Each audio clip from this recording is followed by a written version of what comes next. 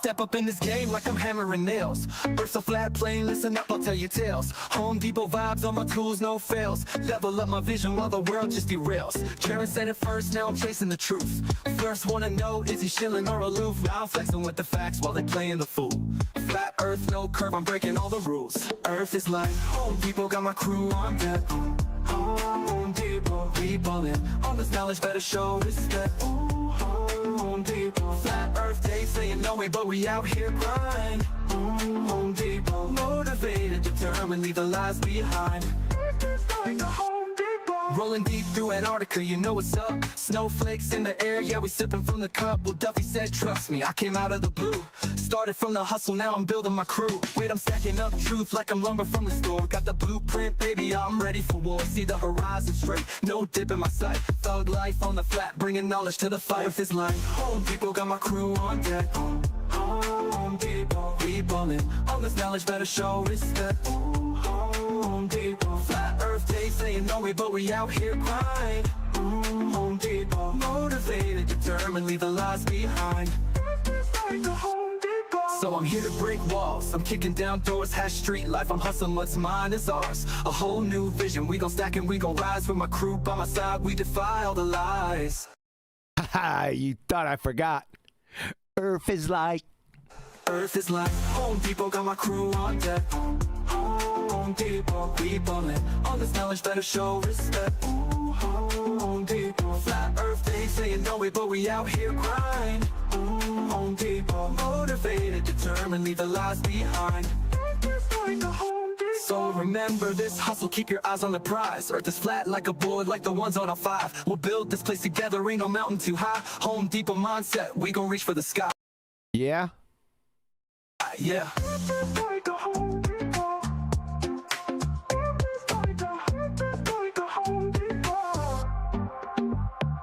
So remember this hustle, keep your eyes on the prize. Earth is flat like a board, like the ones on our 5. We'll build this place together, ain't no mountain too high. Home Depot mindset, we gon' reach for the sky. Yeah? Yeah.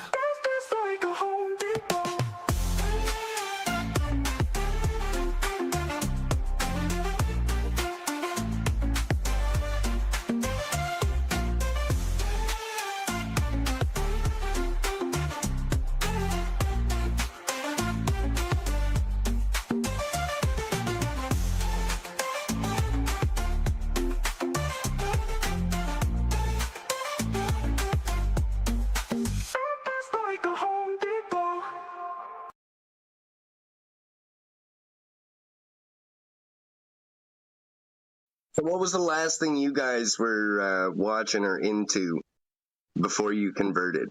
Like, what was that? All right, I'll give you one. I'll give you one guess. Is it my sister? And we're off. As usual, if you like to support this channel, there are PayPal and Patreon links in the info box below. Let's throw it on over to Discord, see if any authors over there. Yeah, I think you got some. Yeah? Who? Hello. Oh.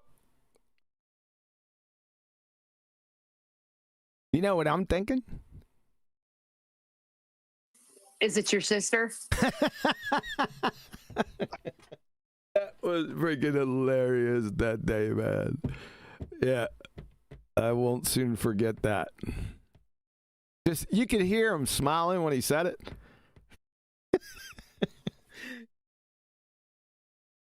He got a clue.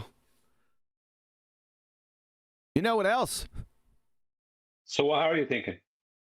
Release the tapes! That's what I'm thinking right now. Release the tapes! Yep. That half a sissy Nancy Jokley. You gonna release those tapes, brah. Yeah. You half a sissy crying wolf out there in the wilderness for 9 months. You gonna release those tapes, because it's gonna follow you everywhere you go. Release those damn tapes, son. Yep. Start supporting what you've been squawking about. Yep. That's gonna happen. You brought it on yourself. Gonna deal with that. Release the tapes and support what you say, or you're a village idiot. Get it? That's what I was thinking. Right then. Good? Okay. Okay. I wouldn't have been able to predict that, considering I can't see inside your mind. You know, I'm pretty good with psychic powers. Yeah, I know you are. I have a limit. You do have a limit? What's your limit? I thought the Being able to see freaking inside crystal someone's mind. potatoes. Shut up, you. No one's on you. Shut up. Billy, go on. Yeah, no, you go ahead. I was asking you, but Flatsy thought I was asking her for some reason. Go ahead, Brian. Finish up, and then we'll get Flatsy in there. Tendency to think that, yeah, no matter who's asked the question, it's her turn to answer it. You know what I mean? But my limit is being able to see inside someone's mind when they ask, you know, do you know what I'm thinking? I can't. I don't. I have to hands up in the air at that point. I can't. No, I can't claim to know that. I thought it was always hands on the crystal potato and that it knew no limits. Shut up. Shut up. That's two shut ups within the first minute. I'm telling you, I'm on a roll today. You what how'd you do that? You shut up. That's what I like that. I might be able to use that. Yeah, so it's a you shut up. It's direct, but not too harsh. But some person gets the message. So what's better? You shut up or shut the fuck up. No, STFU is better for you because that comes more natural. It does. It doesn't. It just like rolls off the tongue, like a heliocentric ball tart spinning space monkeys. Yeah. I was told I can adopt Americanisms, but it's more difficult for Americans to adopt, let's say, Irelandisms or UKisms or Australianisms, you know, or whatever. It's hard. I was told back in the day when I first concocted that it drove the ball tart spinning space monkeys absolutely crazy. Now it was on the down low, but this person was deep inside the moron echo chamber, right? And they, I'm not going to say he or she because it'll give it away. They messaged me one time and they said, listen, that heliocentric ball tart spinning space monkey religion really pisses them off. Yeah, because it's like a mental caricature of their actual situation, isn't it? Yeah. It nails it, you know. That's my jam, man.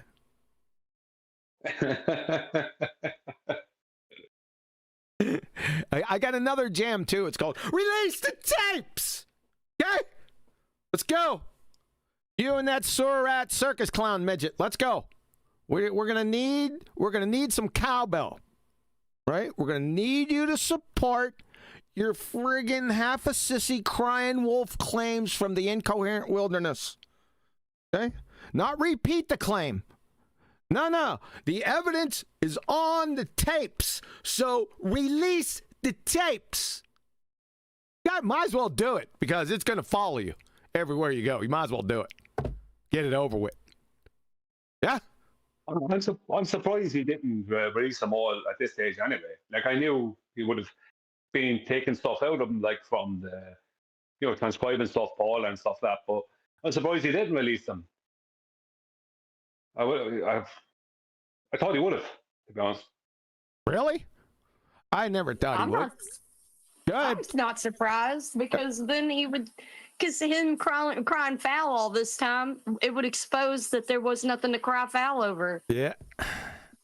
Well, that's what I'm saying. Like, I mean, I thought he would just release them so everyone would be able to hear him and make their own decision on it then. You know? What? Then indict? You know? They're indicted then. Not only him, but the Surat circus clown midget and all the rest of them that popped in every now and again. It's over. Right? Well, the truth is that whatever the tapes reveal, will be the truth, right? No matter no matter what story you say, what story Nathan says, on the tapes will be the truth for the independent listener. So yeah, releasing the tapes is the thing to do, you know. But here is my prediction. Oh no! Is this a crystal potato prediction? Crystal potato. Yeah. No, not so much. No, not so much. It's not an actual prediction, though. It's not, because a prediction in this genre is a scientific hypothesis, which many still don't know. Hypothesis. The hell up. Which many still don't know.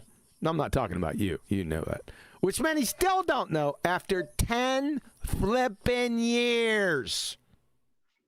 Go ahead, Brian. Finish it. Well, I think that personally where Nathan went wrong with all this was if he released the tapes, people would then view the situation for what it really is. And that is that, yeah, it's understandable that he would feel hard done by the situation. No one's going to take that away. No one's going to say he wouldn't or he shouldn't. Yeah, you know what I mean? No one's going to say that.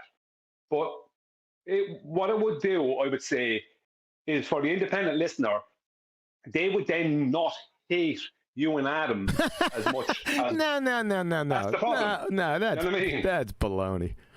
No, because I'm the bad guy, right? So I got to be bad guy.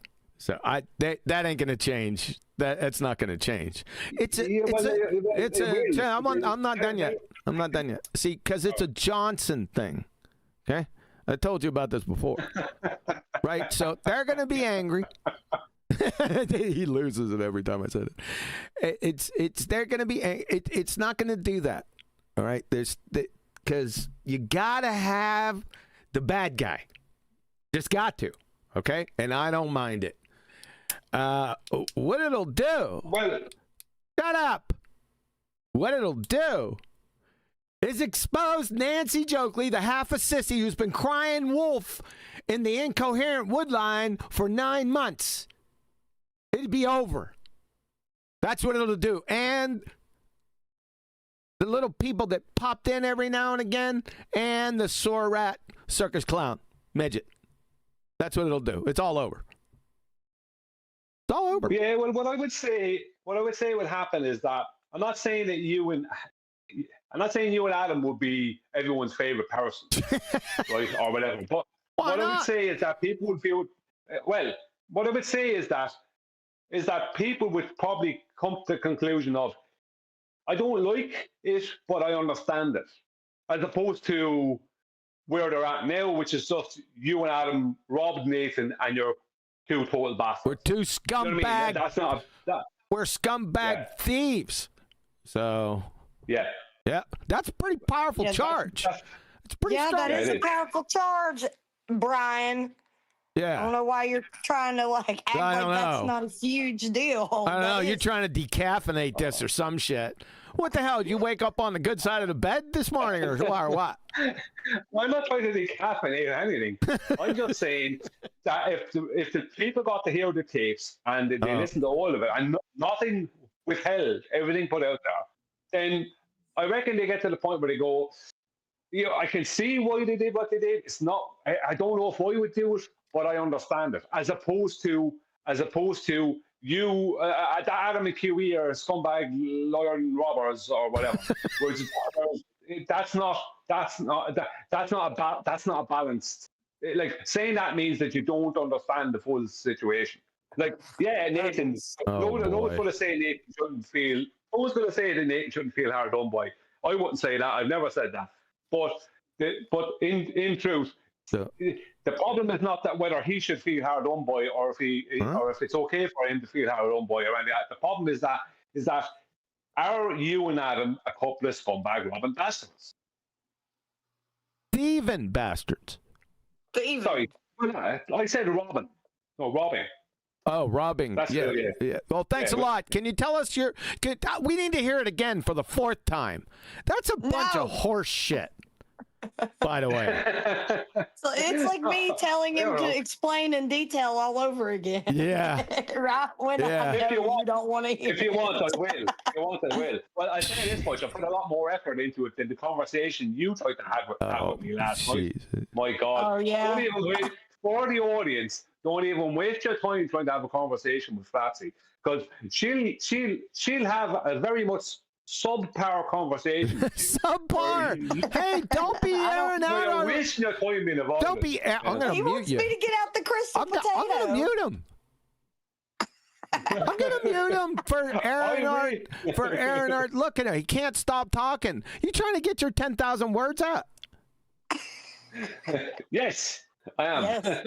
Don't be airing our dirty laundry out there. Okay, she got an F minus. It happens. She got an F minus on our conversation. Yeah. No, it's okay. You know, I'm enjoying the fact that people like to think so horribly of me these days. I know. It's yeah. Speaking of which, thanks for reminding me. I forgot about that. We've got a recent band member of the Land of Misfit Toys 2.0. 24/7 friggin' flat earth dump truck idiots. We got a new band member. Say hello to Flatsy. Yes, I have been banned from 24/7. Whatever did you do? I guess it called the AI a liar on the last stream, but he did lie. He said that he reached out to both parties, me and Flatsy. He specifically singled me out, said that he reached out to me. He didn't. So he's a liar, demonstrated liar. Yep.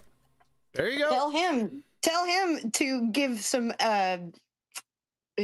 what is it? I can't say release the tapes. Got to say release the proof or the DMs or whatever that I was supposed to have gotten. You sure you're not banned for your conversational skills? You know what, Brian? You may be on something. Won't you get the crystal potato out and take it into the backyard? Yeah. Booger, I'll tell you what, I'd sick Booger on him. Booger, you hear what he's talking about your mama. Oh my goodness. That'll be it for that'll be it for Brian. He'd get a couple spitballs in the eye and that'd be it for him. Booger's not aggressive like that. He wouldn't do anything crazy. We could coax him into it. Oh, could you? Let me mute up. Let me mute on up. That's a good idea. Yeah. I was killer with spitballs back in the day, man. Elementary school. I used to practice. Have that custom-made straw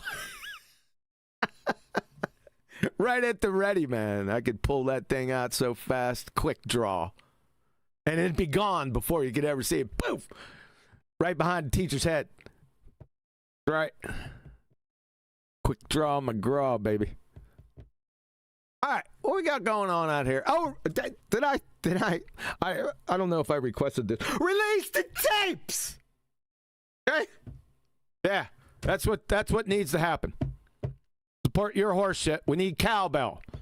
You know, flat earthers, when people make claims, I know this is a novel concept for you, but when people make claims, you usually ask for support, like immediately. If they don't come out themselves, which they should, after every class, I think I went over this a number of times. So you make your claim, and the next statement out of your pie hole should be, as evidenced by. It's a good policy. It's a good policy. It's a good mantra to live by. That way people won't think you're a village idiot. Yeah, but it's going to follow you. You better release those damn tapes, son. That's it. Or there's a hurt locker coming. Okay, good. Right. What else we got to do today? We can talk about Adam while he's not here. We're not doing a video. Oh, Adam. Yeah, Adam's not here today because he's still on vacation. You know, the authors taking vacations and stuff, right? Sitting by the beach, drinking Guinnesses, right? Getting real close to heat stroke, right? In the vineyards drinking Guinness. I don't get the connection. But yeah, he's not here today. But he'll be on the next show. Who else? Oh, the other one that was sailing the seven seas that didn't get Hanta, by the way. Go ahead. Van Velsen. Yeah. Just Van Velsen. Yeah. Oh, it's just Van Velsen from here on out. Well, yeah, that's... It's not Betty. No. Yep. So, yep. I don't know if she enjoyed her vacation as much as Mr. Evening. Yeah, don't think that happened. But, you know, like I said, sometimes you have vacations. You need vacation from your vacation. Sometimes that happens. I've been hearing that lately. Yep. See, I'll be kind of going on vacation, but usually we No way. we're able to go places with my husband because he works all over, so Yep. he travels. So Tampa, Florida will be the next place that we get to go for a couple of months. When? He'll have like weekends. It got pushed back to July, so we were going to be leaving Mother's Day, but now. Tell her what's going to happen, Brian. They ain't gonna be releasing the tapes, that's for sure. It's going to be very hot. Well, it'll be exciting. There'll be some people about. It being Tampa, Florida, pretty famous place. And you might even go swimming. You never know. In Tampa? In the Bay? Yeah. All I know is you better take some antiperspirant. It's going to be sweaty. Yeah, that's where you got to have air conditioning. It's absolutely necessary. I mean, do you think we're going to be camping out or something? I don't know. You might want to try it. I'd be watching. I've been camping before many times. Well, I'm You're not sure. talking to Adam from the UK, okay? Yeah. They got some fires down there now. I was looking at. I heard about, but it's not near Tampa. It's way down south, near Miami. I wonder if those fires are still going on. Heard a little bit about it last night, and I don't know what the cause of it was. I just seen the flames. It was pretty big. So, yep. Go ahead. Yeah, oxygen is evolved anyway. No, phlogiston. Jeez. Thanks for that. Talk about an F- conversation. Oh, get it. Get it? Look, I got him back, Flatsy. Get Booger on here. Get him. Kick him when he's down. Come here, Booger. I'm just kidding, Boog. All that aside, I'd say camping is a kind of not a very popular thing to do in Florida. We're near the water anyway. Near the water. Yeah, there's not too many high grounds from what I'm told. Yeah, could be a problem. I'm just gonna be happy to be in my swimsuit at the beach. That's all. Right. Don't be hanging out down there too long. Well, if you're at the beach, they don't have any Crocs. They just got, the Florida Gators. I don't think they'd be swimming out there in the bay in Tampa. I don't think so. I never checked into it. I thought. And I'm not a marine biologist. Shout out to George Costanza. I don't think there's many. I don't think there's many Crocs. They're more of a like seawater type of deal. I don't know. Maybe the Gators do venture out there. Bush out. I don't know. It depends if people brought saltwater crocodile, cubs or something from Australia and released them in Florida, which may have happened. Like they did with pythons and different things like that. Oh, that place is a nightmare down there. It's probably worse than Louisiana because they got shit down there biologists haven't classified yet. So I don't know if it could get that far, but it's in the neighborhood. I'll give you that. Well, there's definitely sharks, like bull sharks and maybe tiger sharks and that. I don't know about great whites so much in Florida, but there's definitely bull sharks and tiger sharks, off the coast. I'm sure.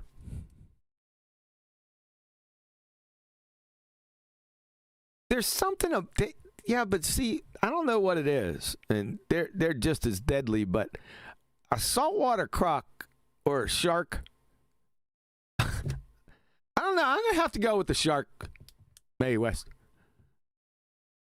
Oh, but it's hard to know, No, it's not hard to know. No, I'm gonna have to take the shark. If there was a choice, man. You see, it's hard to know if you're up one of those rivers in Australia, because the salties come into the rivers too, Yep. And I mean, some of them do get very big, and they're clever too. They're not stupid, nope. And they got patience. That's the thing about it. They're idiots, right? But the thing about it is now, when you're out in the open water.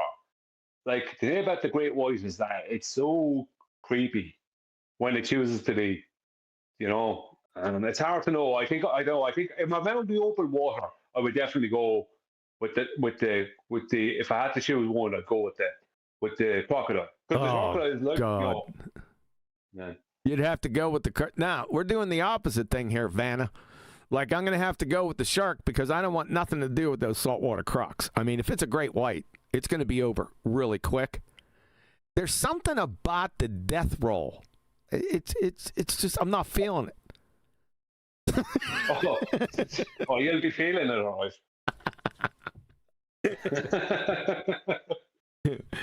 right. You know what? I got into a little period where I started listening to podcasts or stories or true stories, not like AI made up ones, but proper true stories of people who ended up being attacked by crocodiles or by bears and stuff like that, and had to stop. It was a short-lived thing. I had to stop. It's not like, did Bigfoot take that person or not? There's a question. Do you know what I mean? Person went missing. Was it Bigfoot that took the person? It's nearly fantasy. You know what I mean? Maybe it was. Maybe the person fell down a crevasse. Maybe it was something else altogether. Maybe it was a bear. Who knows? Right? But when it comes to those kind of things, it was definitely a crocodile or definitely a bear. And it's just like it starts getting dark. It started getting kind of dark. I started thinking, I was thinking, wow, that would be horrible. And I can't keep listening to this. It's getting too macabre, So I stopped listening to those stories. But by God, some of the stories and stuff the bears did, unbelievable. Oh yeah, forget about the grizzly bear, or polar bears, but that's a whole nother game, man. Now, okay, so your choice: grizzly bear or saltwater croc, because we already established the saltwater croc is badass, right? Yeah. So, what's your choice, Vanna? I don't know. I don't know. See, the grizzly bear, that won't be. See, at least you might drown with the croc. The grizzly bear might, that might decide to prolong the situation and eat you alive. But the croc doesn't eat you alive.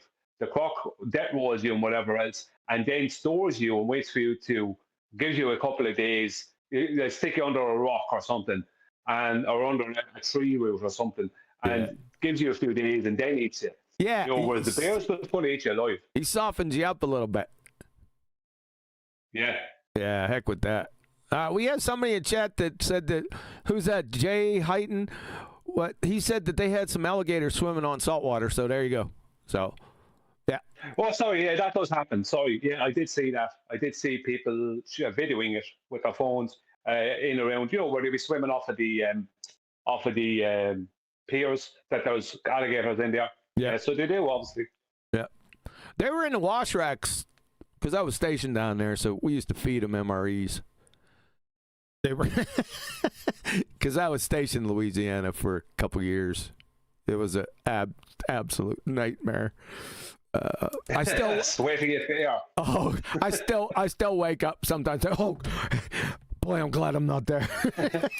But when I think of Louisiana, all I think of is remember that cop from James Bond. Remember that cop? He used to be eating tobacco. Remember that guy? The overweight guy that was always sweating. From James Bond? From James Bond? Yeah, with it was in two of the James Bond movies with Roger Moore. Oh, Really? I think it's Live and Let Die. Live and Let Die he was in. I think it's Live and Let Die. And another one. But yeah, it was in The Man with the Golden Gun, and I think Live and Let Die. Yeah, this guy, he's this cop in Louisiana, and he's just always sweating. No matter how many windows you put down, no matter how fast it goes, you're sweating. Somebody said Sheriff Roscoe P. Coltrane. Remember that one? Now, the first one I thought when you said that was I thought of Jackie Gleason. That's who I thought of with Smokey and the Bandit. See, I'm dating myself. It's kind of like Jackie, kind of like that, exactly that type of character, but only in. I get it. Hang on, I'll just go and get the picture. All right, back in a minute. Yeah. But Jackie Gleason was hilarious in those movies. Just freaking hilarious. And his boy, OMG, man. I'm going to have to go back and watch some of them.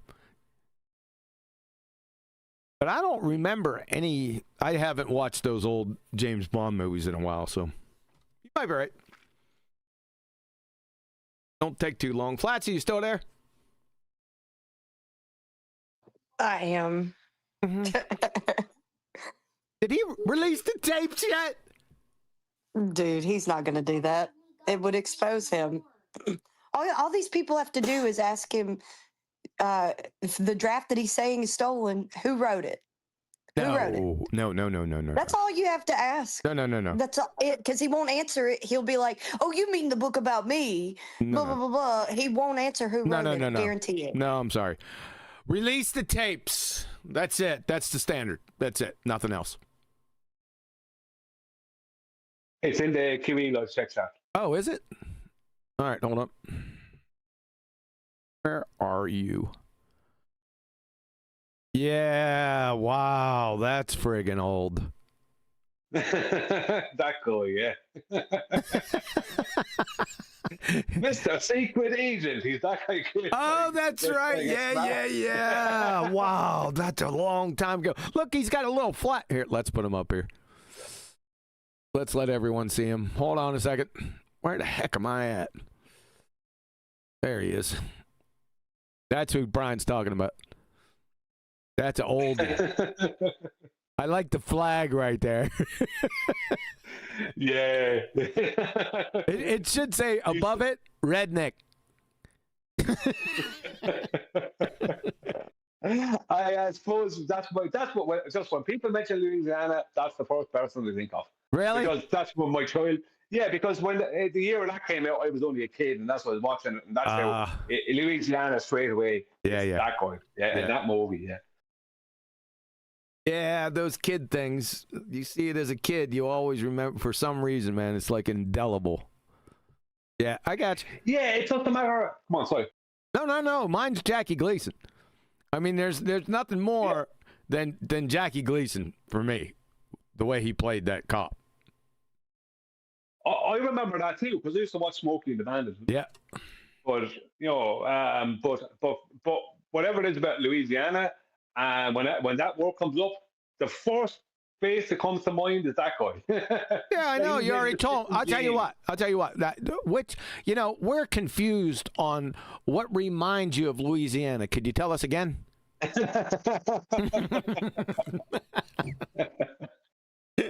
Great movie, by the way. I mean, I always thought that Roger Moore was the best James Bond. Like, now, Daniel Craig is brilliant, no doubt about it, but Roger Moore, because he could be funny, but turn on the serious when necessary. Yeah. That kind of way. Yeah. I think I like a little bit of all of them. You know what I mean? I don't think I have a favorite. I just like little parts of all of them. Of course, it's gotten more action oriented over the years. You know what I'm saying? But that's just yeah.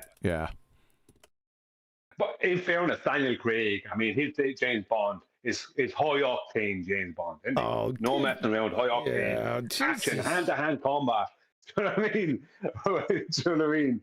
Well, you know, he was less method acting, if you know what I mean. You like what's the name of that movie? Because Halle Berry's in it. We ain't gonna get into that again. No, I don't like. Yeah, you do. Actually, it's no, shut up. No, I don't. Shut up. I don't. No, I won't. No. Shut the hell up. I don't.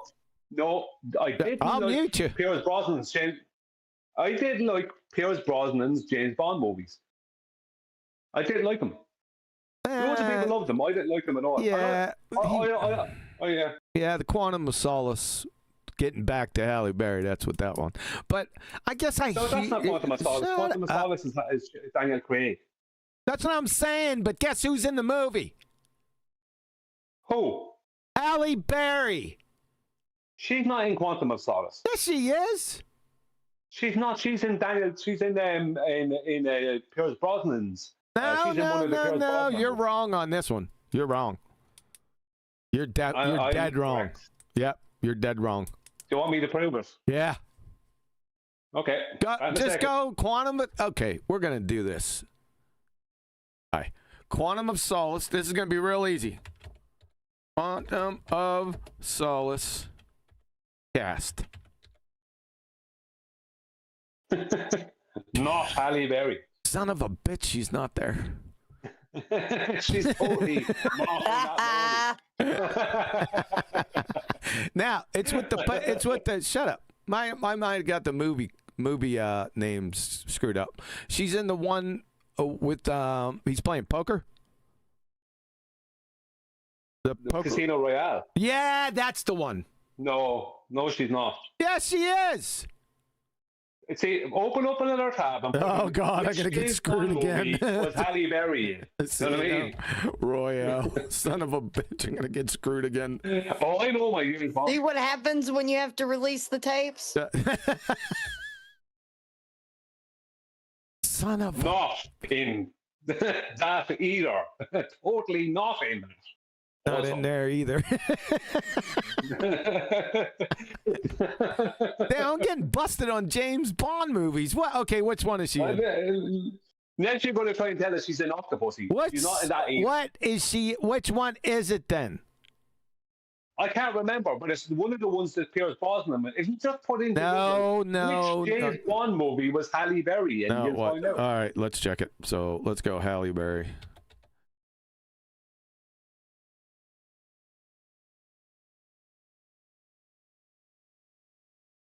James Bond. Oh, it might be Pierce Brosnan's. It is Pierce Brosnan. Yeah, her name was Jinx.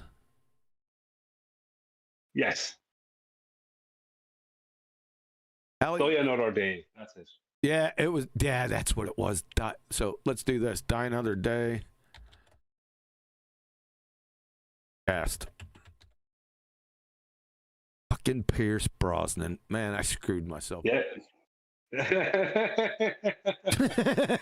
Shut up, Brian. Can somebody put him on mute? She's totally in that movie. That movie there. That one from 2002. That particular movie with Pierce Brosnan, like you were told. Shut up. All right, fair enough. You got me on that one. I'm not, Who's your favorite Bond girl of all time? Bond girl? Yeah. Probably Halle. She's pretty good now. She is, but I have to say, it'd be hard. Okay, we'll exclude Halle Berry. No. There's another one. Shut up. You asked me the question. Shut up. I would put Halle Berry, and I think is it another? It might be Pierce Brosnan. Was that Pierce Brosnan in that movie? What was the movie where there was a big satellite dish on an island? Was that Pierce? Oh, no, you're talking. Yeah. You're talking about Bridget Eklund. No, what movie was it? So I can go search for it. Is it? You're talking about the Man with the Golden Gun. That's exactly where I was going to go. What's the movie? The Man with the Golden Gun. The gold. You sure? The Man with the Golden Gun. I can sing the song if you want. No, shut up. Okay, hold on. Huey, I don't know why you're doubting him. He's been right every time. I know. How many more times do I need to be right? It's not the man. No, he's going to be wrong on this one. Golden Gun. But that's not the Man in the Gold. That's not a James Bond movie. James Bond. It's a James Bond movie. Well, The Man with the Golden Gun. Oh, it was Roger. That's Roger Moore. No, not him. It wasn't him in this movie. What? No, not there. Damn. Right. Are you talking about what's his name? Between Roger Moore and Pierce Brosnan. What's his name? Timothy Dalton. No. There's so many damn movies. James Bond movies. Jeez. Was it? Okay. What was that? What did he look like? Oh, it's hard to describe. Like black hair. You know, Okay. dark skin, light Okay. skin, Okay. Listen. Shut the hell up. Yeah, she played a Russian. She was a Russian technician. Kornikova. What's her name? Is it Oh, she was in Pierce Brosnan, one of the Pierce Brosnan movies. There's another Pierce Brosnan one, huh? Yeah, there's 3 Pierce Brosnan ones. You have them there on screen. Tomorrow Never Dies. The World Is Not Enough. Die Another Day. You could try The World Is Not Enough. The World Is Not Enough. The World Is Not Enough. She might be in that. World Is Not Enough cast? Yeah, she might be in that if it's the one I'm thinking of. Denise Richards. What did you say her name was? You don't even know who I'm talking about, for God's sake. It's not that one. Well, you said she was a Russian. Yeah, a Russian technician. Yes. They were trying to shoot down a satellite or something. Damn. Oh, that could be. Go to Roger Moore. Go back. It's not Roger Moore. What? Is it GoldenEye? Is it It might be GoldenEye. Maybe it's GoldenEye. Yeah, maybe it's GoldenEye. That's another Pierce Brosnan one, I think. We're gonna find this out because I'm not giving up. GoldenEye. But he'll be aggressive the whole time. Shut up. Just like he is about tick nomenclature. All right. No. Nope. Not GoldenEye. Man, what? Was it possibly one of the Daniel Craig movies? Possibly. It could be Quantum of Solace. It might. You know what? It might be. Or yeah, let's check it. Somebody help us. I'm not the one. Hang on, what's this us part? Shut up. I've been consistent, as was said. Leave it to Brian to find a way to praise himself in the middle of this. Yeah, right. Shut up, you. No. Yeah, there you go. No, it wasn't. No, that's not it. Man, this is gonna drive me insane. Come on, you know the one. Shut up. You know the one I'm talking about, right? She's a Russian technician, and out in Siberia or something, they got all these people in there, and they know the secret. All the technicians know the secret, so this thing lasers them too, but she doesn't die. And, and the bad guys are chasing her also. Jeez, oh man. There's lasers involved. Yeah, from a satellite or some. I think it's. I can't remember. The only one that's like what you're talking about is the man with the golden gun. There's definitely a laser used in that, and that's no, it's not with Roger Moore. This is relative. It's 80s or 90s. Yeah, that's Roger Moore. Well, that might be Roger Moore. It might be if it's 90s, then it would be Timothy Dalton. Is it chat? Can you give me a hand out here with what movie? Is anyone looking at chat? Look, chat is in the same position we're in. We're getting this bullshit information off of a know-it-all. Natalia, there's a funny gal in chat though, for sure. Okay, just Natalia Simonova. That sounds right. That sounds correct. Hold on. Natalia.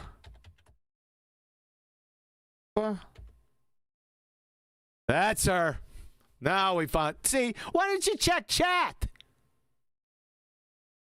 Yeah, she's I was trying to, but I got gracious. distracted because there's a funny gal in chat. Oh, it was gotcha. reminded me of listening to her on Worldwide Debates the other night and how satisfying it was to hear her tear up everybody in the room. No respecter of persons. Her. Which movie is she in? Yeah, that's a good one. Which one was it? 007. That's Timothy Dalton, I think. Bond. What movie? I don't need that. All. Thank you. GoldenEye. Oh, well, that was right then. When No, you weren't. It was GoldenEye. No. You said with the man with the golden gun. Yeah, not me. Says who said maybe it was GoldenEye. You were describing a laser beam from a satellite on an island. Go to the man with the golden gun. Yeah, that's but what you get. She's not here. GoldenEye. She's not in this cast.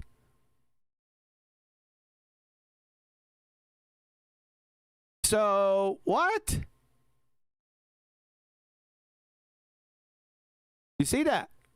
You guys are seeing it like me. She's not in here. That's really weird. Go to show more. See if there's more people in there. Sometimes that happens. Yeah, but she was a star.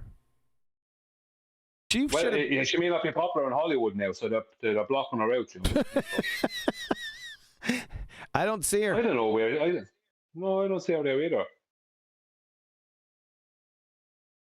This is trippy. All right. Well, at least we solved it. So her. We didn't really solve it. Yeah, you asked me. I wouldn't consider that solved. Shut the hell up. Yeah, it's solved. You asked me what was my favorite James Bond or James Bond woman. It's between Halle Berry and Natalia. How about that? That's the question. That was the question. Yeah. Fair enough. Okay. Thanks. Now, release the tapes! God. All right, what else we got? What's your favorite James Bond movie then? I'm not doing any more James Bond. I've been screwing that up all day. I'm not doing it. I've watched so many through the years, from kid all the way, you know. There's just too many. Yeah, I always loved them. So I know them a bit better than a lot of people, maybe. Yeah, no, I'm not over the top about it. I'm not like I know who the director was of everyone, or I'm not one of those people. Yeah, but I do know the movies. Yeah, but you're a cherry with Mission Impossibles, man. You're not into it. Yeah, I don't do it. Yeah, he's just not James Bond. You know what I mean? He's not James Bond. if I have to choose an American version of James Bond, it's going to be Jason Bourne. Jason Bourne? Yeah, there's some good movies. Yeah. The Bourne Identity. Yeah, they're good. they're good. They're good. They're good, but Mission Impossible is now, listen, let me tell you, Dead Reckoning is up there. I like the Dead Reckoning for more than one reason. Yeah, I just couldn't. After the thing about this with me, I lived in Australia when the second one was being made there. Yeah. Because that was made in Sydney. And I was living in Sydney at the time. So it has a memory for me. I didn't see it until after I came home. I don't think I saw it in Australia. But it has a memory for me from that time. The Matrix was also made in Sydney. So it is, at that era. So that's why with me, I can't really. And I thought Tandy Newton was a good-looking female lead or whatever. So I just can't go past the second one. Let's get let's get a shout out to Logic C for Natalia Simonova. Thank you very much. Appreciate that. how this person got that out of what you were saying, I don't know. Yeah, he got it because he knows right where I'm going to, because she's a friggin' hot babushka, brother. A smoking toboggan. Toboggan. So he knew right where I was going. So I liked where his mind was at. I suppose in the interest of balance, we should ask Flatsy what her favourite James Bond is. As in, which guy was her favourite James Bond? Yeah, good. Yep, good. Don't got one, don't know it, don't care. Damn. Well, you should care. Did it not sound like he was choked up there at the end? Well, you should care. Well, that's little the Irish exact attitude that got you banned off of Discord. Oh, man, you're probably right. Did he have a little tear, like an Irish tear coming down? Sure as heck sounded like it. My brother's keeper said that there's tons of Bond films. I never liked them. Yeah. When someone doesn't like the Bond movies, I'm like, I don't know if we can gel. Somebody said Jane Seymour, too. They might be on to something. Oh, yeah, Jane Seymour was very good. Because I remember that one, I think. She was in, what was the name of it? Bond movie? She was in the one with the Louisiana guy. What's his name? Live and Let Die. Yeah. Oh, Live and Let. Oh, yeah, that was so. Oh God, that was old. Yeah, she's pretty old. Let's see this action. Yeah. Oh yeah. Yeah. I got you, brother. Yeah. What about the Spy Who Loved Me? Check out the lead female in that. All right. Check her out. The Spy Who Loved Me. Yeah, lead female. The Spy Who Loved Me. Cast. I know the song "The Nurse Who Loved Me" by Perfect Circle. These people they're showing older pictures of these guys. Yeah, I want to see it up. You want to see the original. If you go to Barbara Bach. Yeah, and go to James Bond. There she is. Right here? Yeah, I remember her. That was in James Bond. Yeah. Yeah, okay. All right. Gotcha. Yep. Yeah, you kind of ruined it when you went to a more, like that's a long time ago now, so you kind of... Yeah. I remember. Yeah. Okay, shout out. Yeah. So there's 3. Yeah. She was in the one where there was a lot of skiing and stuff going on. And yeah. If I remember correctly. Yep. Good movie. All right, we out of the James Bond kick. What other business we got to do? Oh, What was your favorite Police Academy movie? no. Oh, I know. Release the tapes. Release the tapes. That's my favorite movie. No, we're not doing the Police Academy when they go into the oyster bar. I'm sorry. No, I'm not talking about that. I'm just talking about. I was only making a joke about. Yeah, I know you were. I just came up with the first genre or the first franchise that came to mind. Police Academy. Big shocker, Brian. You're not that funny. Well, at least I put in effort, unlike some people. An effort wasted. An effort. I'm just kidding. An F- wasted. Yeah. All right, let's get into. We're gonna move on from this because we do have some stuff. Now I got to go earlier today, so it's not going to be 6 hours. And it was that last time. It was forever. I know. I told Betty. I said, "Yeah." She goes, "How's the show?" And I said, "It was good." And she goes, "How long was it?" I said, 6 hours. So this is how I justified it. So I have just one show a week. So that takes care of the whole week for our shows. Yeah, makes sense. Yeah. That's how I justified it. Okay, let's get to the next topic. Like I said, I can't go. Let's do that. I can't go that long today because I got a couple people giving me estimates for the rock boarding my house went through a few weeks ago. not waterboarding, rock from the sky boarding.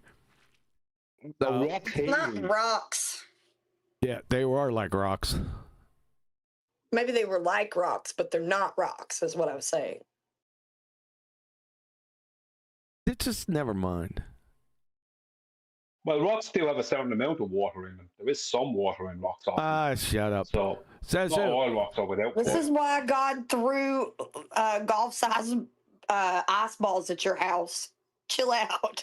It's not just my house. It's everywhere, and it's not everywhere, but a large But portion. it was for you, though. They were just all collateral damage. Large port. Thanks a lot, Flatsy. Can somebody mute her?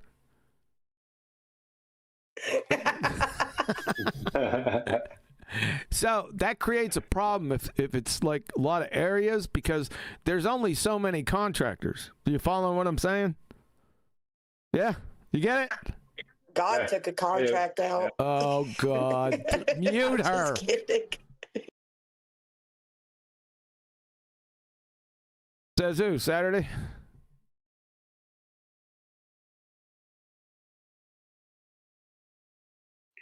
I don't know. That's not the right friggin' answer.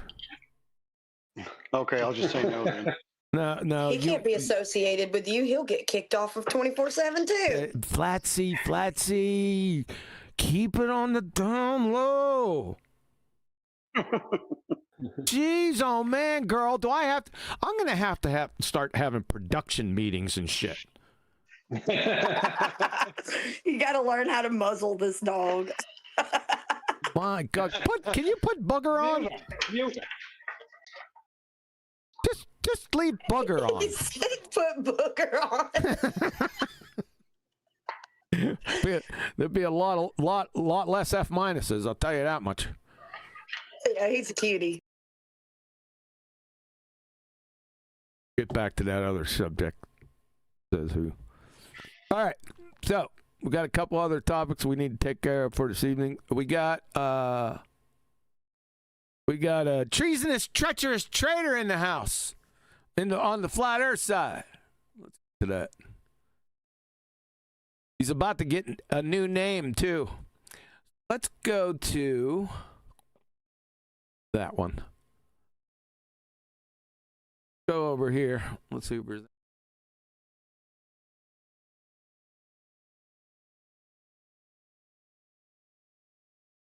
We got DJ Dumbfuck over there at 24/7 Flat Earth Discord 2.0. They're about to merge with the mother server, Land of Misfit Toys 1.0, the Canker Sore server, and they're all turning into GLOWbusters. I'm going to have to put that together some way. I'll do that for the next show. This absolute treacherous traitor. I'm going to show you. He's not only King Dumbfuck, but my God, son.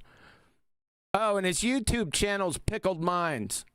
So Fermented Brains over here. That's it right here.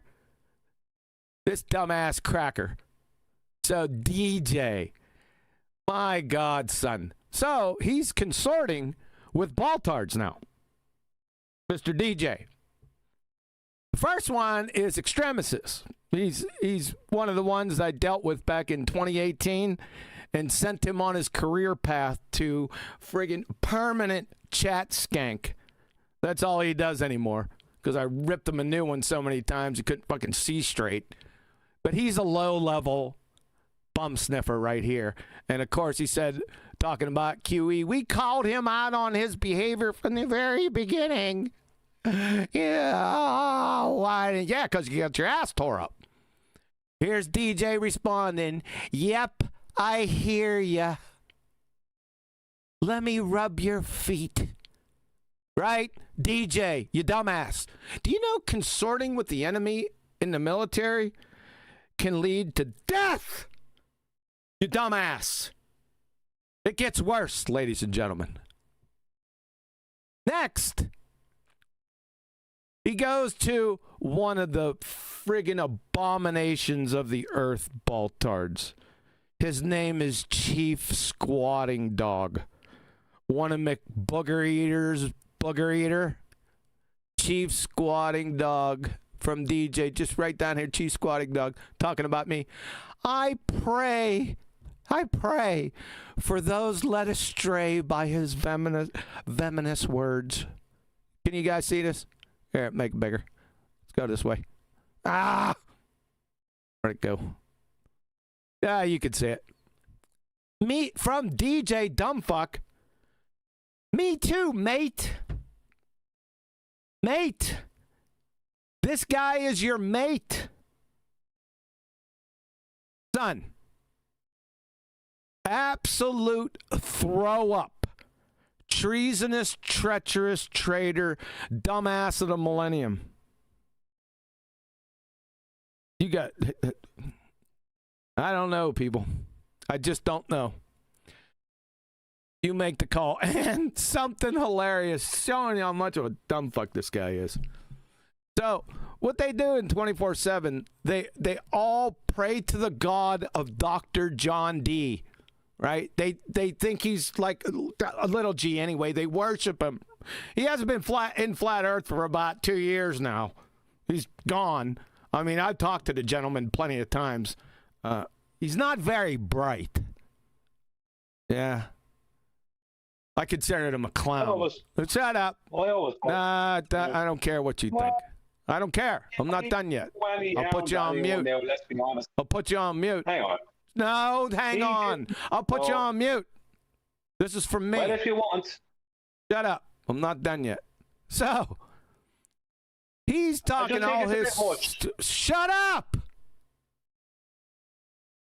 So, one of the smartasses, ballers, got wind of the worshipness of DJ in 24/7 Land of Misfit Toys 2.0. He got DJ started singing the praises of his God, and this guy, the Great Book Theft of 2025. That's pretty friggin' funny. He says to DJ after he posts all his worshipfulness of Dr. John D. He goes, Dr. John D., the so-called PhD who didn't know the scientific method till Oakley taught him, laughing out loud. DJ Dumbass's response, okay, Mr. Conspiracy Theorist. That's his remark. I mean, what? Huh? What kind of response is that, you glue sniffer? I mean... It's like looking at a windmill and then calling it a small block. That's how dumb shit this is. And by the way, I remember this day when Nathan Jokley, Nancy Jokley went over to, he had to get in touch with Dr. John D. He was a little bit nervous. Jokley was. But he had to teach him the scientific method. I wish Adam was here. He could give more background information to that. I can't friggin' I can't recall if Adam was directly involved or just on a side chain. This definitely happened, Mr. Conspiracy Theorist. Fucking PhD. He was clueless. And finally, this is what he sends me, along with a lot of ballers. They sent me this as some type of their review of my book. He posts this. Of the book on Amazon. He posted reviews here. Look at, like, didn't say anything. He just posted it. Just left it there like an incoherent baller. Speaking of which, there's been this part really, it's mind-numbing to me. Got flat earthers sending me messages. They said, hey, QE, they did sort of this routine that DJ did, right? And they said, they didn't say anything. They just pulled this up. And I said, listen, I said this to myself. I can't believe I have to tell you this. But you come out with something like a gem and the opposition loses their everlasting mind over it, starts doing parodies of the book on Amazon. Everyone's calling it garbage and trash. Who hasn't read it, by the way? That should clue flat earthers into like, dig there! Dig there! That's where you need to dig. Why do I even need to say this? What were you talking about, Brian, the other day? It was like the situation with who was that? Was it Barbara Streisand with pictures or of something? The Barbara Streisand effect, yeah. Yeah, go ahead. Yeah. Go for it. Yeah, it was something to do with photographs of our house or something like that. And you're telling people, don't look here. So everyone looked.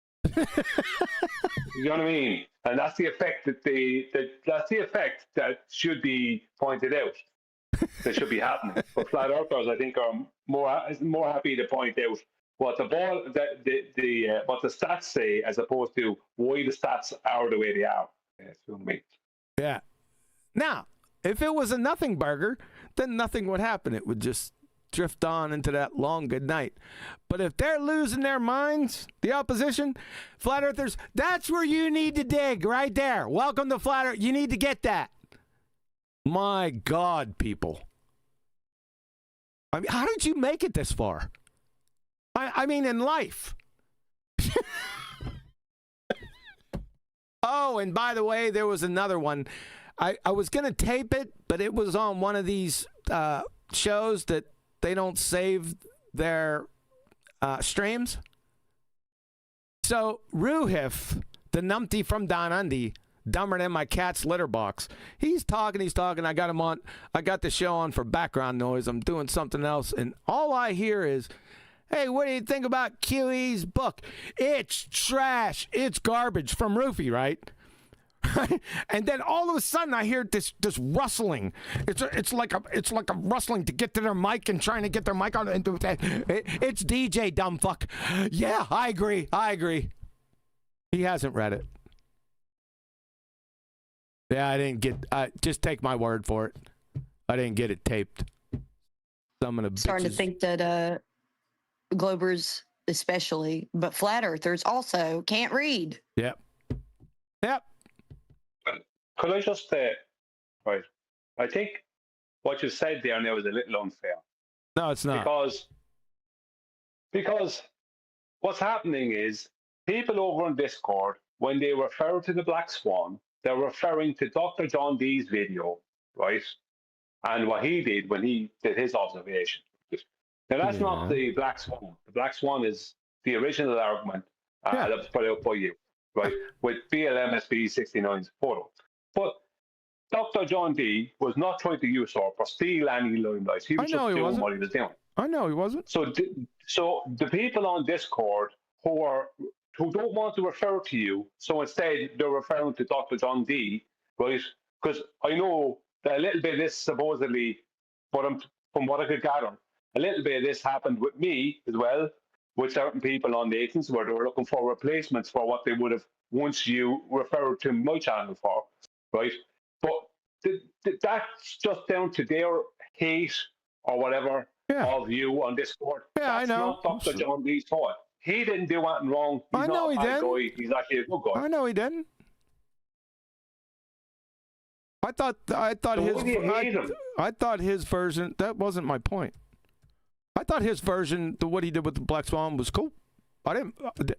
He shouldn't have called it the Black Swan, right? That's one thing, but I let that pass. But that work was good. I didn't have a problem with. Did I say anything about that? No.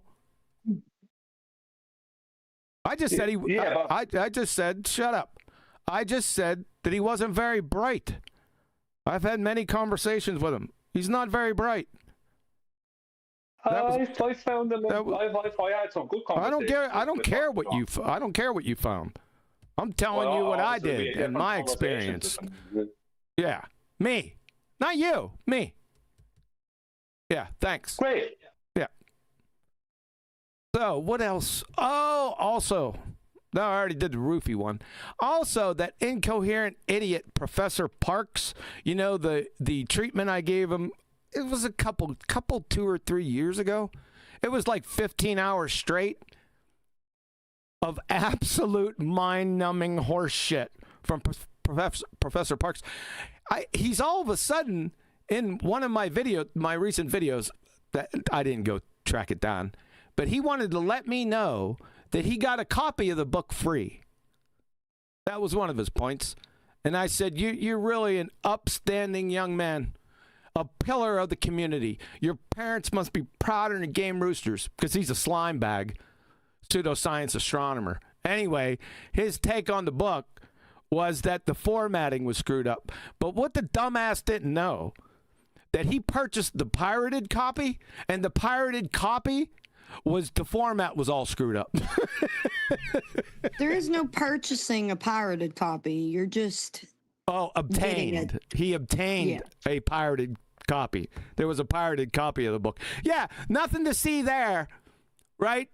Flat Earth, there's nothing to see there. Just a pirated copy of a nothing burger, right? There's nothing there. My God. I'd like to point out something, if that's okay. Well, point out something. It's funny how we are the ones being called these names, but the people that are calling us these names would probably be guilty of the same thing. Yeah. Well, like I said, there's been no cowbell besides the format. No cowbell whatsoever. They can't support anything they say. It's just a hand-waved dismissal. It's trash. It's garbage. Nothing. I'm there like, okay. Can you name something?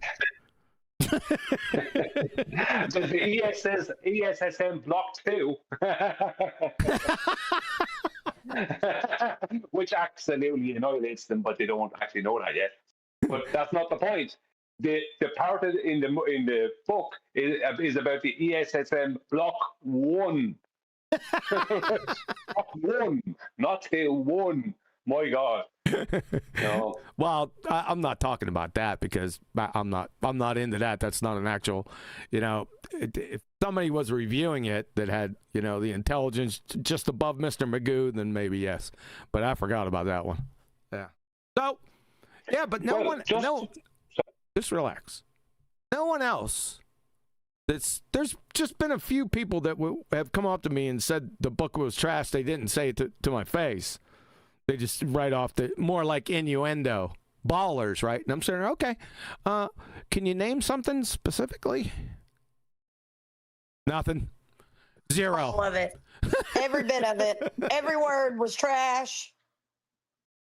Yeah. I get comments on my YouTube channel like, how does it feel, Brian, to be wrong about everything all the time forever? Like, that's what you're getting as far as the baller is attacking the book.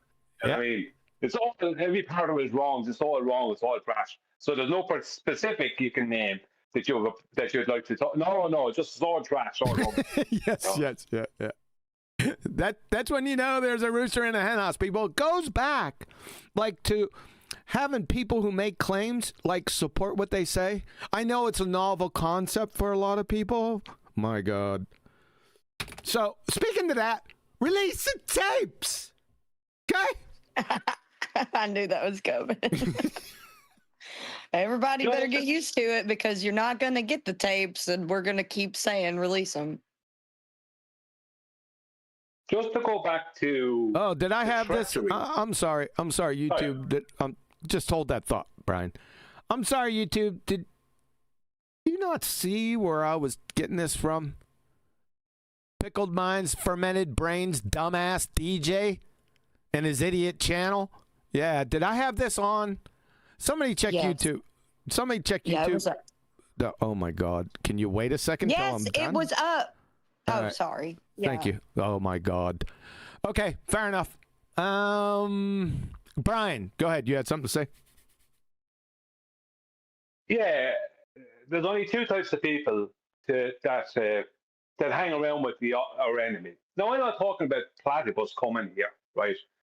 I'm not talking about someone like Platypus who was more of a baller. I'm talking about the anti-flat earthers. Yep.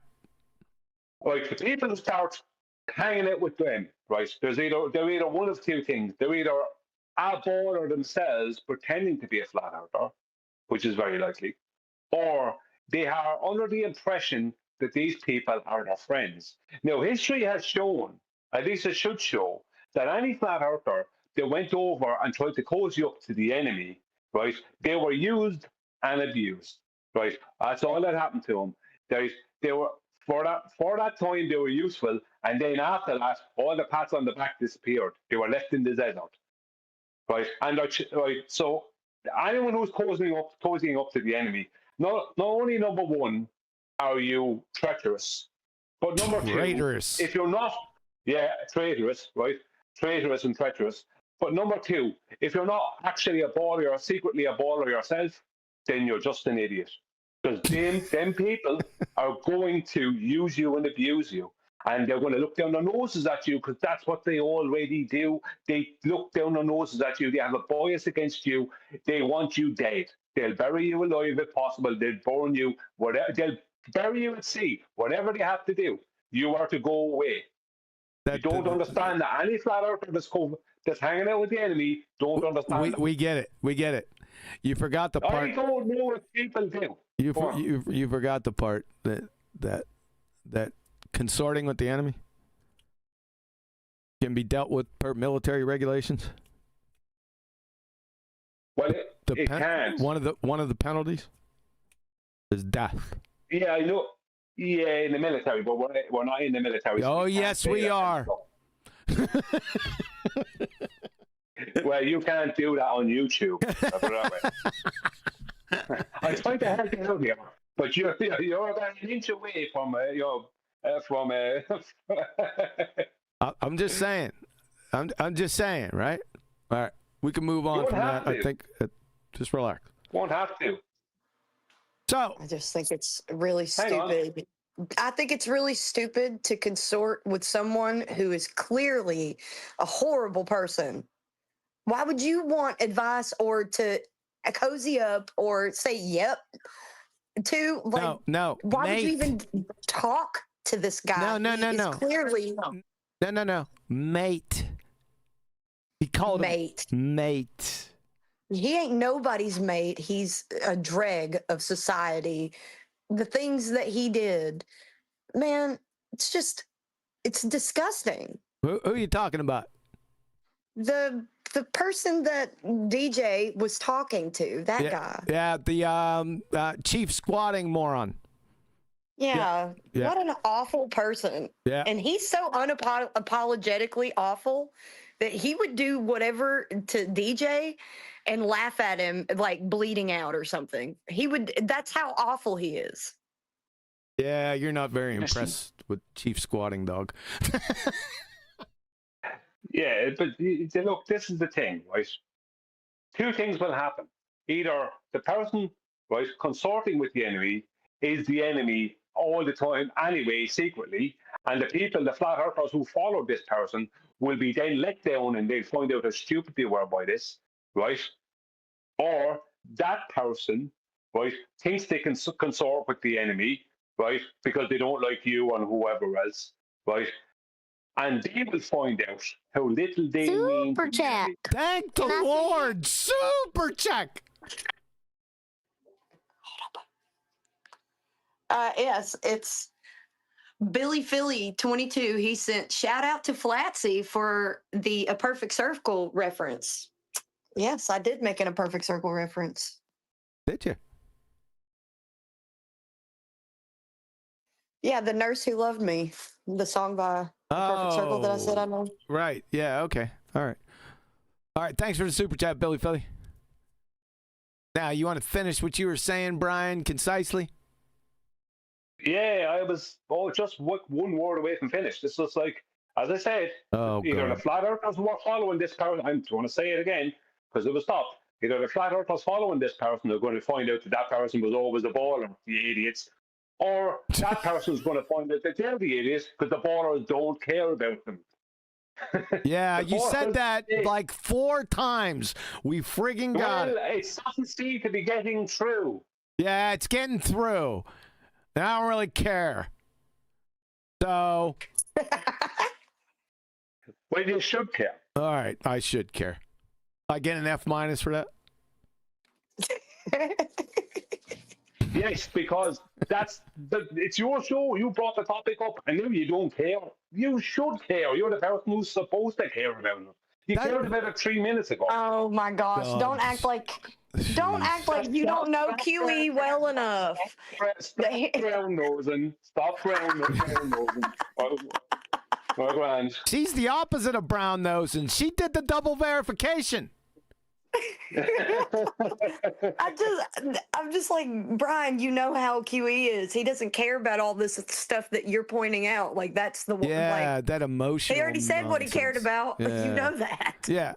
Brown nose are. And speaking of which, has anyone ever got an F-? I mean, what a low blow that would be, right? You look at your report card, and it's not only an F, but an F-. I mean, how is that possible? I actually got one last night. I know. I was like, well, don't look any further because here I am. Just think about that, right? F-. Come on, give me. You'd have to go up to the professor or the teacher and say, you know, well, what's your problem, bud?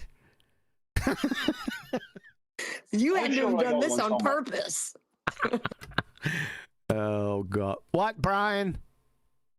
I'm sure I got one somewhere. Definitely. Yeah, definitely. No, I wasn't putting any effort into school, so I probably got an F- more than one time actually. No way. Yeah, I wouldn't be admitting that to anyone. Well, school was super, but it's not that I couldn't do it. It was a load of bullshit. That's Oh God, here we go. That's not gonna go well when you attend the University of Dublin. I won't be attending any university. Yes, you will. Yes, you are. Psychology. I won't be doing bloody psychology. Right. I already know it. I already know it. Because you got your crystal potato. Exactly. Exactly. Yeah, exactly. All right. So the next subject. This week on Land of Misfit Toys 1.0, the mothership, Ether Awakenings, the Canker Sore server. This is Coriolis week over there. So I got some new perspective videos that announce it, right? And I'm sitting there, and I asked before I hit play, I said, is anyone going to define this monkey first? Right? That's what I said to myself. Guess what? Nobody defined it. Nobody did it on either side, right? So the big thing to come out of this, and it wasn't just them. I was perusing, a couple chats and a couple live streams, and this subject came up it's better than 10 times over the past 6 days. I don't know whether it might have been last week where it could have been. Last week was Coriolis week. Whatever, you get the idea. And all I was hearing from the idiot baltards was the atmosphere spins with the earth. Right? Really? Well, let's go through this. I put it together not thinking that I was going to do anything on the show today with it, but I went ahead because it pissed me right off because it's so stupid. It was dealt with in 2016, but it keeps popping back up again. These arguments that were train wrecked back in 2016 keep making their appearances, right? Like just regurgitate it right back up again. Like with star rotation, that fucking idiot argument. Anyway, I thought I'd kind of spruced it up a little bit. I just put it together haphazardly, and then I spent a little time on it the other night just to give you a reality call. Okay? So the atmosphere spins with the earth. Okie dokie, dumb fucks. Number 1, atmosphere is a paradox. Atmo means air, sphere is a shape, gases have no... You know what? How many times through the years have I said this? Why doesn't anyone pick this out? Can I ask that question? If I had a dime for every time I stated this and showed it completely, comprehensively, no one gets it. I'd be a rich man, by the way, if I had a dime for every time I said this, so let's do it again. We're going to stop at one of these points. We're going to stop there, and I'm going to fucking drop anchor, right? And we're going to go over it like 3, 5, maybe 10 times until people get sick of it and start puking, just so I know you got it. But we'll get there. Atmosphere is a paradox. Atmo means air. Sphere is a shape. Gases have no inherent shape. If you think they do, you would literally fail first grade intro to gas behavior. Allow me to introduce you to Christy Bodak of Southwestern University, right about in here. Grade level. I will use this lesson with a first grade class. If an object is in a gaseous state of matter, it will not have a definite shape. You get it? Or definite volume. I wonder why with this one. This is a little gem over here. We don't usually get into that, and we're not going to get into it now, but it doesn't have definite shape. Gases don't have definite shape. So atmosphere, that's friggin' paradox. It's an oxymoron. Get it? From Chem Lieber text, like liquids, gases have no definite shape, first graders. But unlike solids and liquids, gases have no definite volume either. That's a nice little gem right there. It's at the end. It's like an echo, isn't it? Interesting. Wonder why they would say that. Nobody knows. From Britannica.com, Edward Mason, professor of chemistry and engineering. The remarkable feature of gases is that they appear to have no structure at all. They have neither size, a definite size, nor shape. So I don't know. I don't know why you're not getting this. The atmo, number 2, the atmo is not a singular entity. It's an inhomogeneous, anisotropic mixture of gases. I'd like to have a dime for every time I said that. Yeah? So exclaiming the entire atmo is doing one thingy is dumb fuck.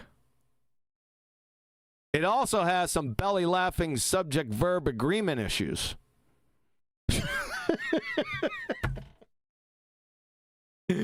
I'm your huckleberry. Yeah. Oh my God. Number 3. If the atmo was spinning with the earth, which is a begging the question fallacy on its face, then north, south, or east winds wouldn't fucking exist. There would only be west winds. You get it? Probably not.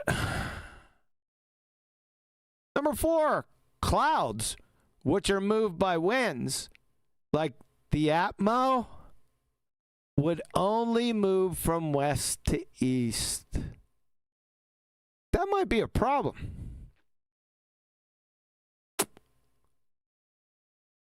Let's go here.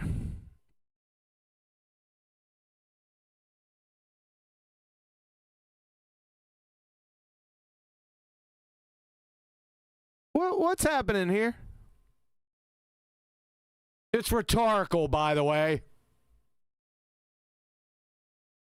I mean, we've all seen this, haven't we? Like teaching a fucking first grade. What's going on here?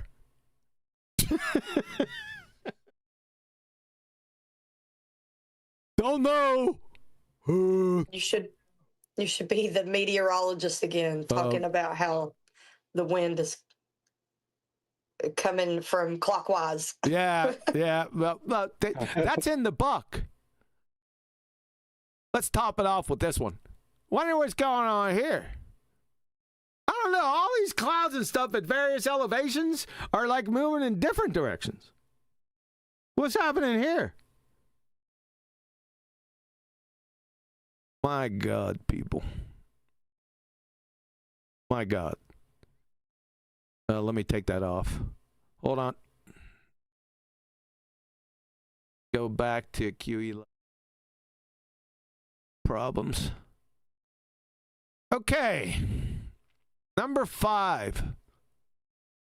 Gases can't move in all directions and at the same time move in only one direction east. Because that's a direct violation of Brownian motion. From MIT. Don't even know I have to go to MIT for this, but here we go. Real gas molecules move in all directions, not just to neighbors on a chessboard. Do you get it yet? Is it getting through? Probably not. This next one's not going to get through, but I'm going to drop anchor on this one. This is the one that sent Hillbilly Blue Balls, the redneck retard, a.k.a. the photosynthetic redneck, a.k.a. Mr. Gumby Football Field, to the chat skanking Hall of Fame. Not soon after I exposed his dumbass on a numpty clips with this. He's just relegated to chat skanking now. Mainly over in the Land of Misfit Toys 1.0, the Mother server, Ether Awakenings, the Cankersaur server. Yeah, I caught him over there a few times. He's not saying much, just chat skanking. This one sent him off the reservation, but not too many people got this because I don't know the reason why. Adam caught this. I'm not saying you didn't catch this, Brian. Adam caught this. It was about maybe 2 years later because I came off the topic and we didn't get back to it. And he stopped me one day and he goes, damn. I think that's what he said, right? So listen up. I'm going to go real slow. I'm going to do it 10 times so you get it. Okay?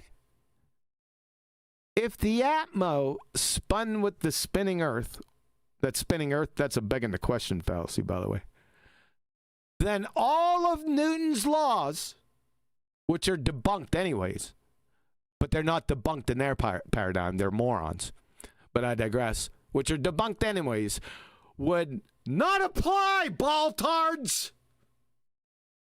Because if both the Atmo and the Earth are spinning together, which is a begging the question fallacy, spinning, then it all would be a single non-inertial reference frame. Ass clowns. Why is that a problem? Let me show you something. From Boston University Physics Department.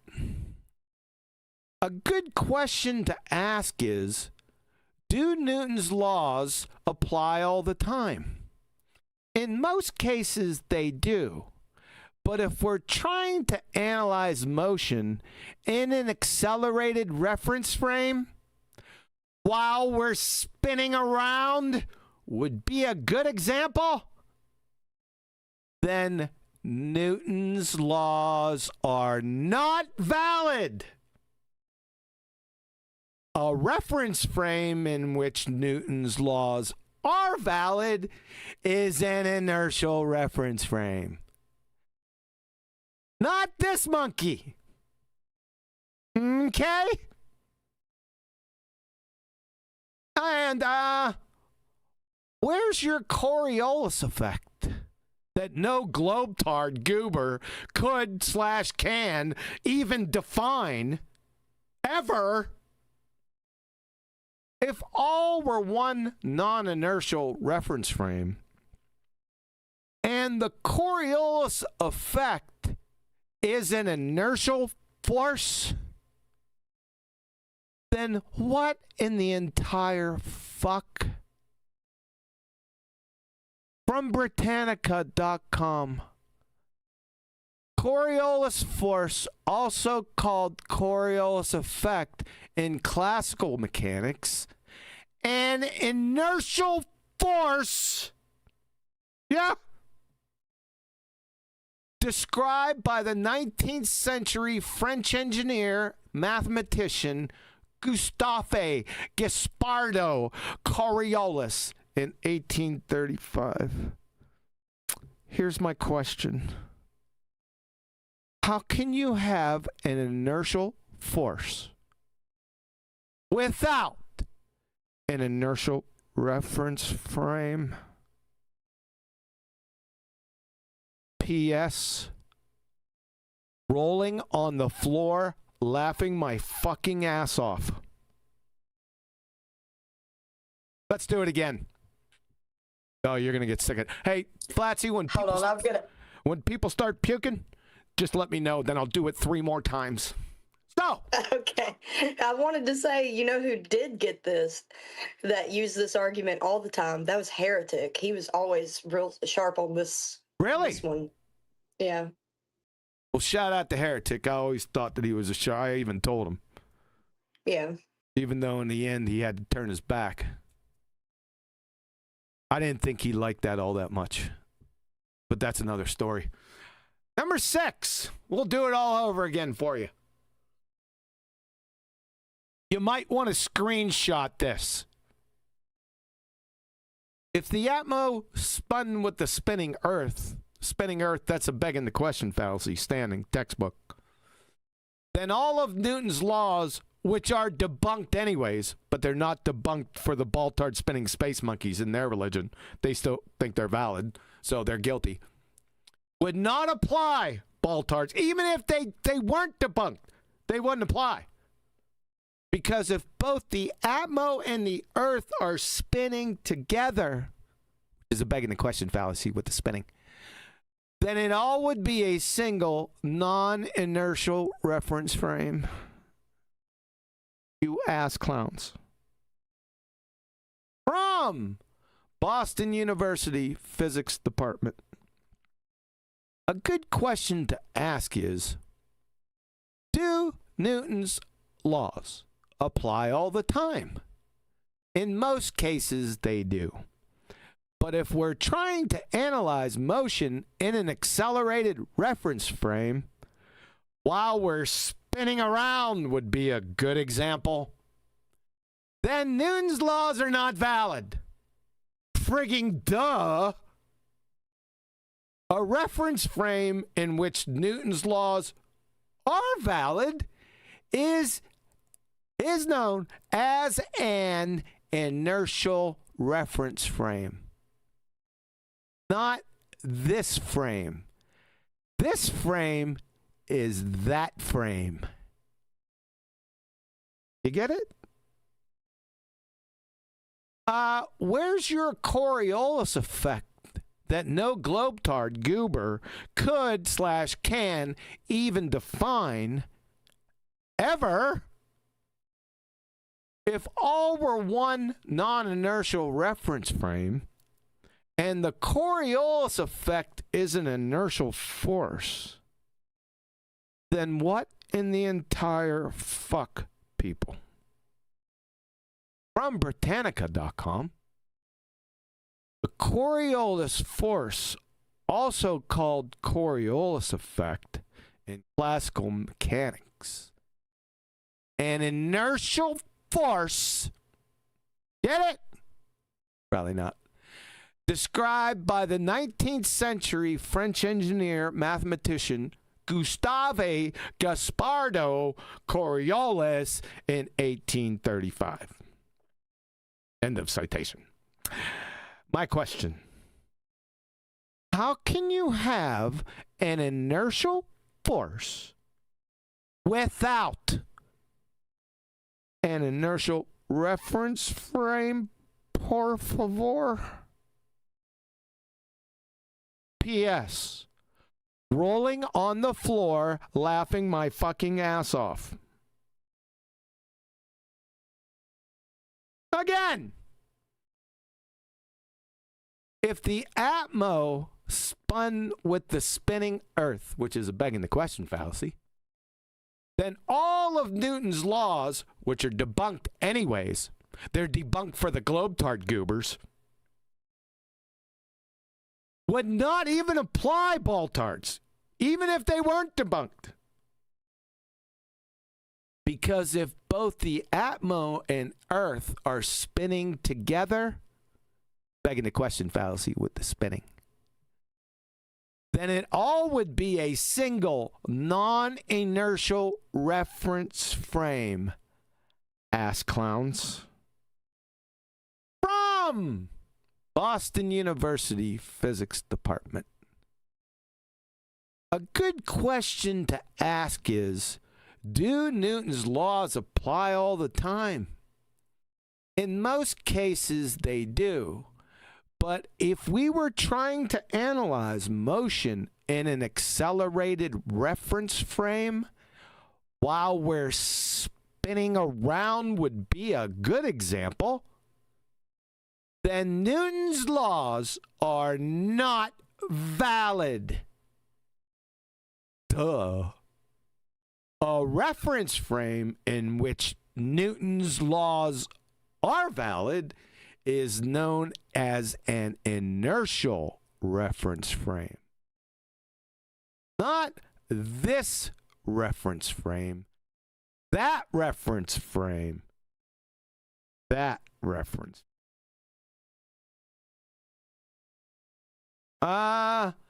Where's your Coriolis effect, baltards? That no globetard goober could/can even define ever. If all were one non-inertial reference frame, that's the accelerating one, and the Coriolis effect is an inertial force, then what in the entire fuck, people? From Britannica.com.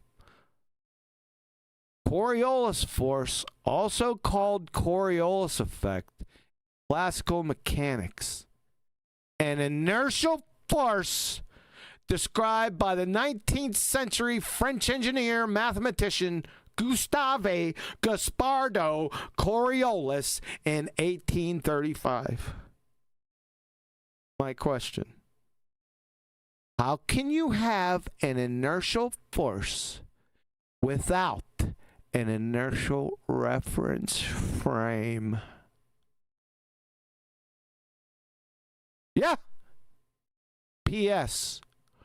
Rolling on the floor, laughing my fucking ass off.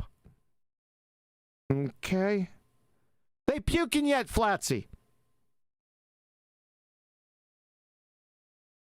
I don't think. Yeah, I'm not counting any puke emojis in the chat. Good. Let's do it again. I even said that. I was like, I don't have any to count. And I was like, I won't count Freemason trashes puke emojis towards the globetards. That Okay. wouldn't count. You know? Yeah, they don't count. That's out of context. Number 6. If the Atmo spun with the spinning Earth, which is a begging the question fallacy, the spinning part, then all of Newton's laws, which are debunked anyways, but they're not debunked for the glue-sniffing globetards. Just in reality, they're debunked. But I digress. They would not apply anyways, baltards. Because if both the Atmo and Earth are spinning together, which is a begging the question fallacy, the spinning part, then it all would be a single non-inertial reference frame. Ass clowns. From Boston University Physics Department. A good question to ask is, do Newton's laws apply all the time? In most cases, they do. But if we're trying to analyze motion in an accelerated reference frame, while we're spinning around would be a good example, then Newton's laws are not valid. A reference frame in which Newton's laws are valid is an inertial, is known as an inertial reference frame. Yeah. So the ones that his laws aren't valid in the heliocentric baltard spinning space monkey religion is this reference frame. That accelerated reference frame is that reference frame. You get it? Probably not. Where's your Coriolis effect, then? That no globetard goober could/can even define ever if all were one non-inertial reference frame and the Coriolis effect is an inertial force, then what in the entire fuck, people? From Britannica.com.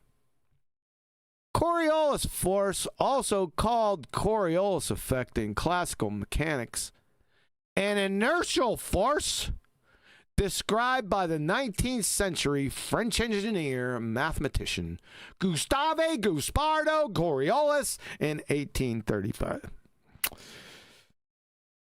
My question: how can you have an inertial force without an inertial reference frame? P.S. Let's follow the bouncing ball. Rolling on the floor, laughing my fucking ass off. Getting it yet?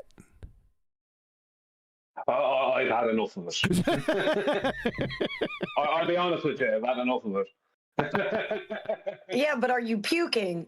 Yes. I'm not far off it. Okay, then. Keep going, QE. Keep going, QE. This is going to be another F minus. It's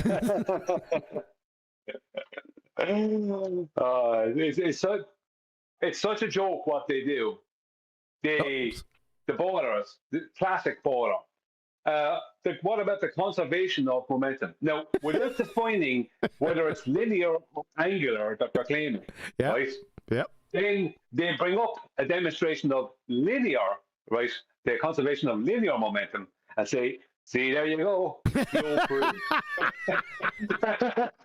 It's just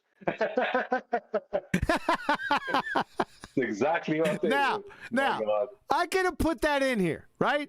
But I wanted to keep it somewhat concise because with number 6, I could go to 6A, 6B, C, D. I could play the fucking song.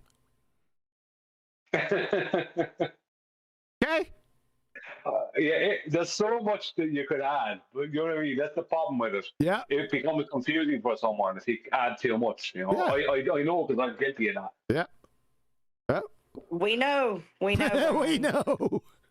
Okay, we Yeah. could go back. Oh, Hey, down knows that. Sorry. Brian's getting ready to puke. What? So we ain't done yet. Go on, that's fine. Yeah, we ain't. Okay. I'm moving on. Okay. I could go back though. Number 7.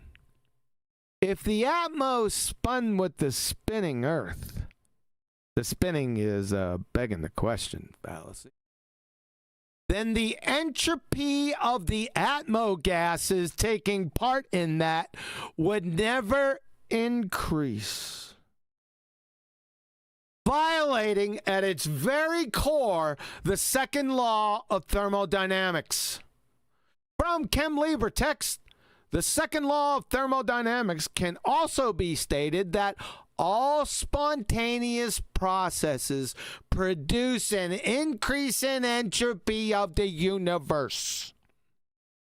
Your doofus atmosphere spinning with the Earth, which is a begging the question fallacy, is most definitely a spontaneous process. You fucking retards. And you know what Sir Arthur Eddington said, what your position is right here. Excuse me? Mic discipline, please. Thank you. I guess I'm not getting any. Thank you very much. Wrong one. Your position, Baltards, is right what Sir Arthur Eddington was talking about. He was talking about you right here. If your theory is found to be against the second law of thermodynamics, I can give you no hope. There is nothing for your theory, which is a speculation, idiot speculation, not a scientific theory, but I digress, but to collapse in the deepest humiliation. The end. Sincerely and always respectfully, QE. So, I need to remind you of something here. Number 6. Just go on deafen, Brian. Number 6. We're gonna head back here just for our review. If the Atmos spun with the spinning Earth, that's a begging the question fallacy, then all of Newton's laws, which are debunked anyways in like reality, but not for the heliocentric Baltard spinning space monkeys. They still think they're valid. Even if they are valid in their idiot worldview, they would not apply, Baltards. Because if both the Atmo and Earth are spinning together, this part's a begging the question fallacy, then it all would be a single non-inertial reference frame. You ass clowns. From Boston University Physics Department, a good question to ask is, do Newton's laws apply all the time? In most cases, they do. But if we're trying to analyze motion in an accelerated reference frame, while we're spinning around would be a good example, then Newton's laws are not valid. A reference frame in which Newton's laws are valid is known as an inertial reference frame. End of citation. So, they're not valid. His debunk laws are not valid in the accelerated reference frame because that's this monkey here. They are valid in an inertial reference frame. I wonder why. Superchat. Super check.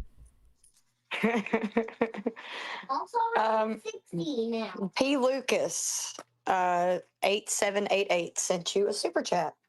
No message. Oh, well, thank you, P. Lucas. I appreciate that. Now back to this.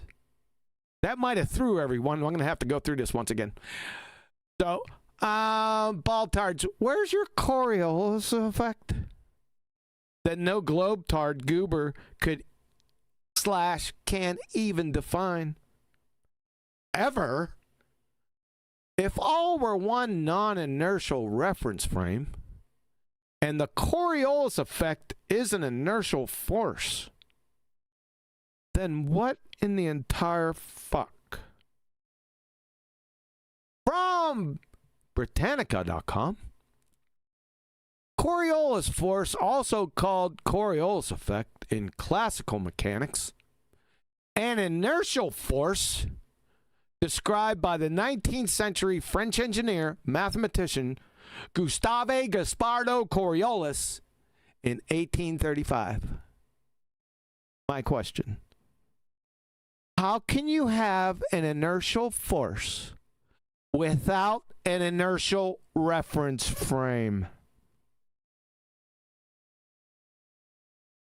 We want to do the bouncing ball again. Rolling on the floor, laughing my fucking ass off. I think we need to do this again. No. Are you puking yet? Oh, maybe I already have. A Superchat interrupted me. It could throw everyone off. They won't be able to concentrate. Are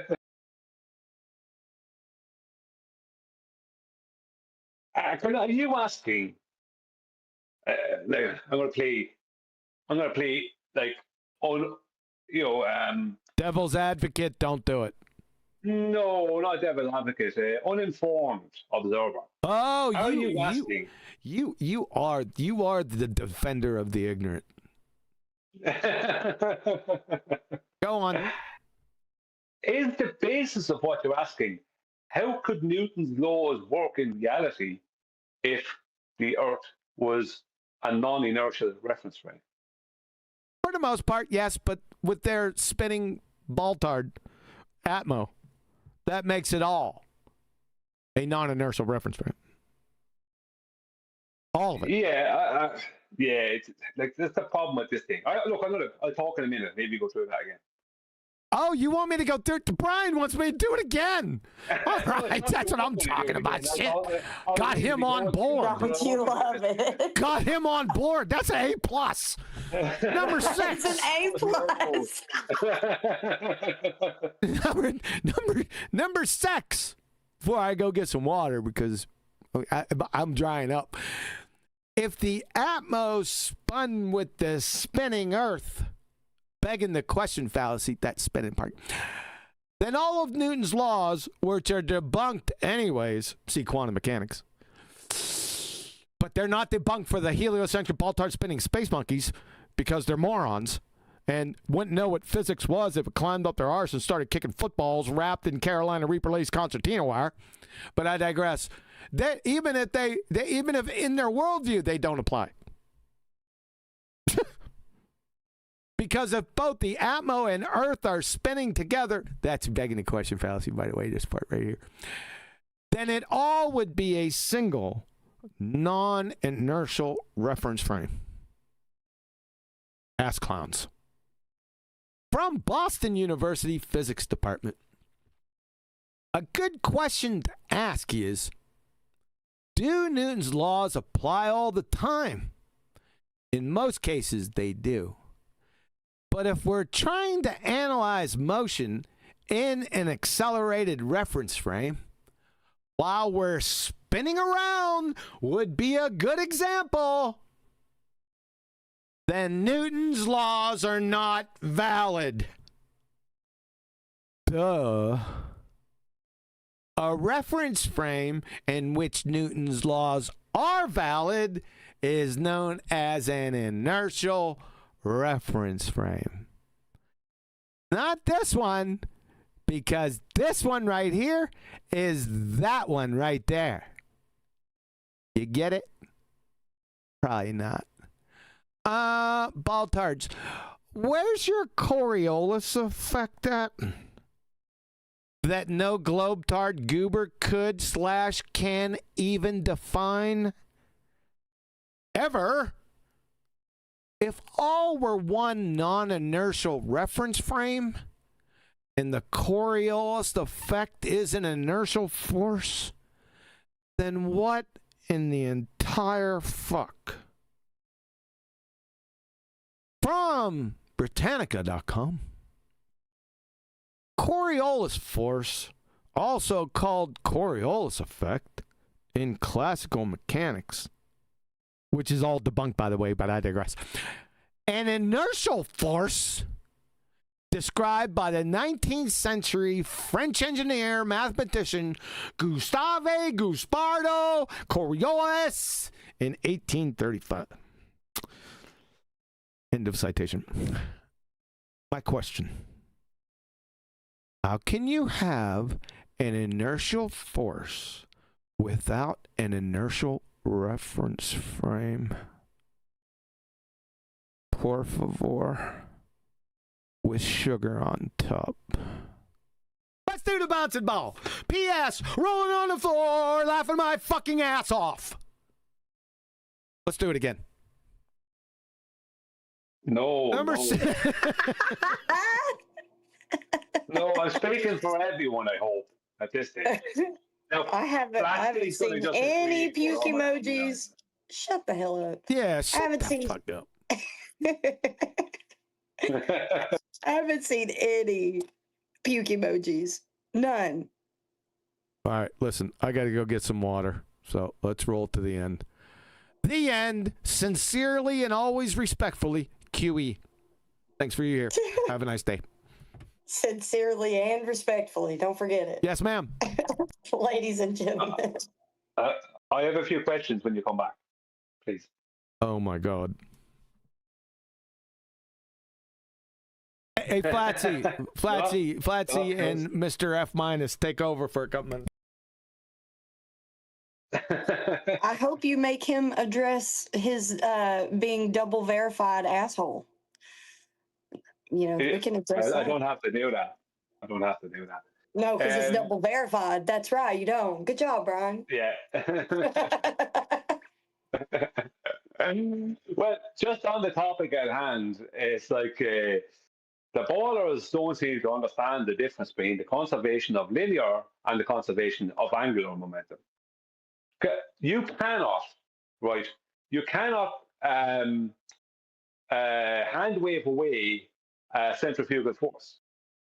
Right? And that is why when you're on, well, as a child, when you're going around on a children's roundabout, that is why you must hold on, because you're being thrown away from the center, right? That's what that angular momentum is doing to you. So to conserve the angular momentum, you must stay actually attached, right, to the roundabout. You can't. Okay, so you're saying that there is an inertial force, though, right? I'm saying there is no. I'm saying that there is. You are right. You are conserving angular momentum when you are holding on to the roundabout as it spins around. If you jump up above the roundabout, you won't start going around the top of it in a circle. That won't happen. If you leave go of that children's roundabout, we all know this because we used to do it as children. You were thrown away at a direct angle away from the roundabout in a straight line. You don't go around the outside of it. That doesn't happen. So, as I made the joke earlier, the ballers, they will bring up conservation of momentum, not define which one they're referring to, and then show someone a demonstration of the conservation of linear momentum, and then claim, see, both proven. That is what they got. You know, and then they'll go along and they'll assert that their oxymoron atmosphere is rotating with their globe, which means that from the observer's point of view, they're in a non-inertial reference frame. Or sorry, from the observer's point of view, they're in an inertial reference frame. This is what they're actually describing, with the sky being a non-inertial reference frame. Like not the sky, but the celestial bodies being a non-inertial reference frame. That's what they're actually describing. But they're claiming that they're in the non-inertial reference frame, and the sky is the inertial reference frame. That's how they apply the Coriolis effect within their paradigm to the sky. So their claim is that the sun doesn't actually move; it only appears to because you're rotating. This, so they never stop screwing themselves. You see, they can't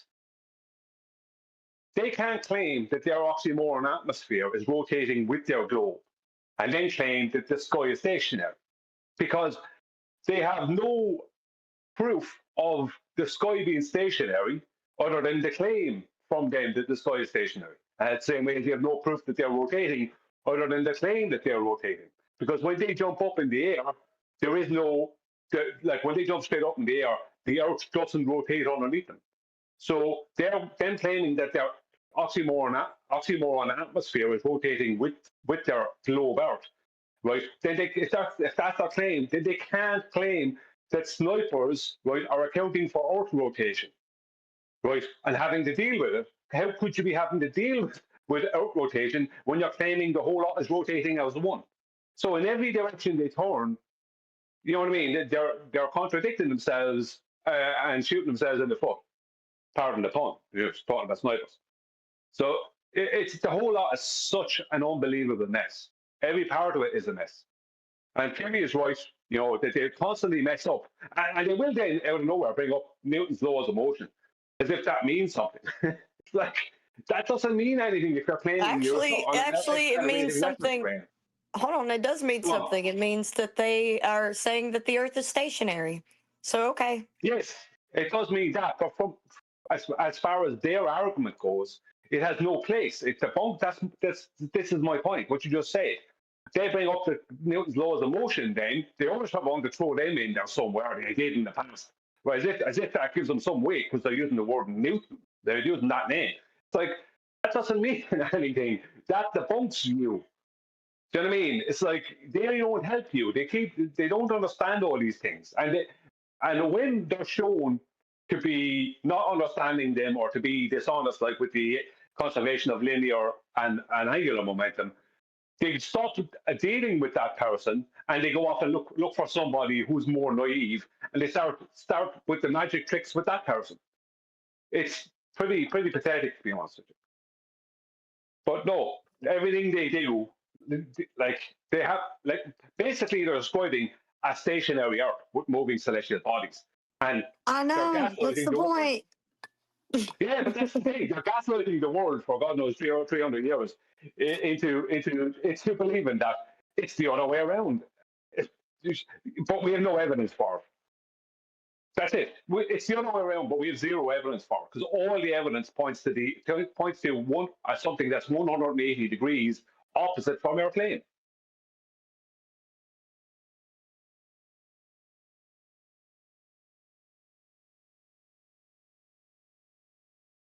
QE must be back. I see his screen moving. Yeah, I know, but what is he doing? I'm not back. You're not back.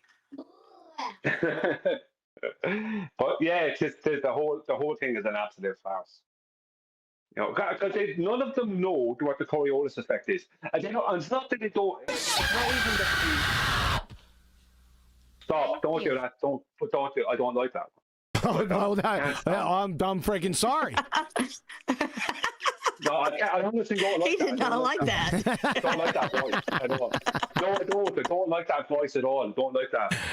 That's Sister Mary Elephant. Shut up. That's Sister Mary Elephant.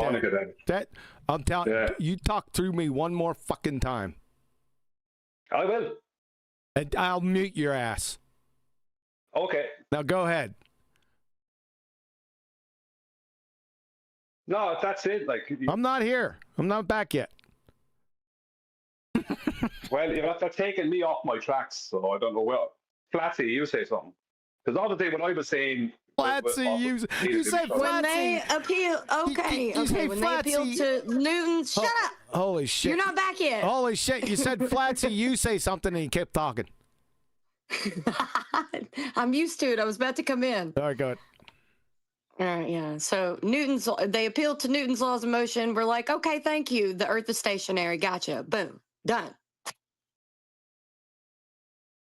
It's starting to turn into Nathan's over here because I'm getting the same treatment I used to get on Nathan's. Say again?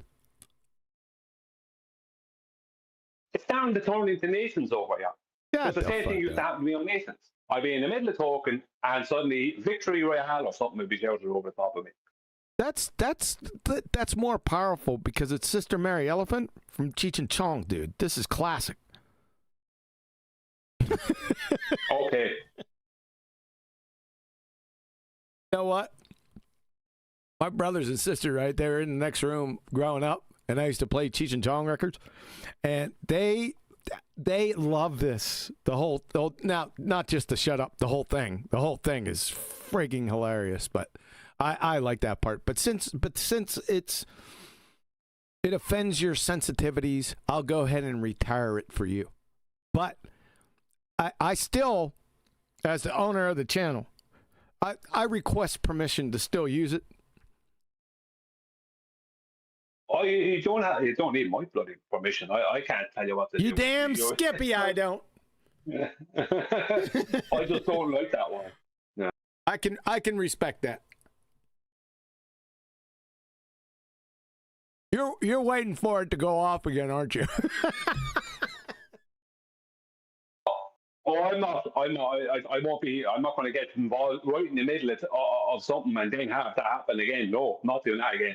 All right. Now, Flatzy, take over.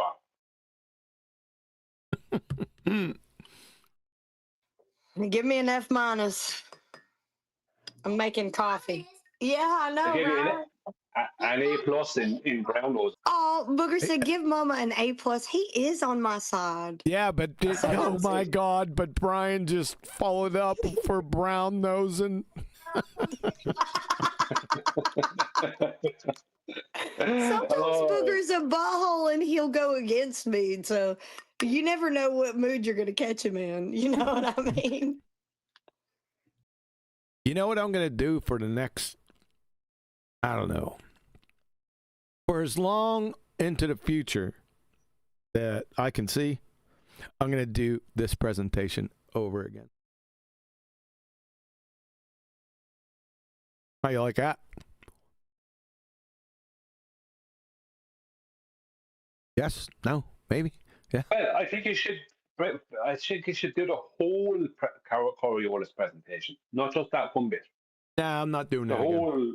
No, I'm not doing that again because they can go to the book and find it there.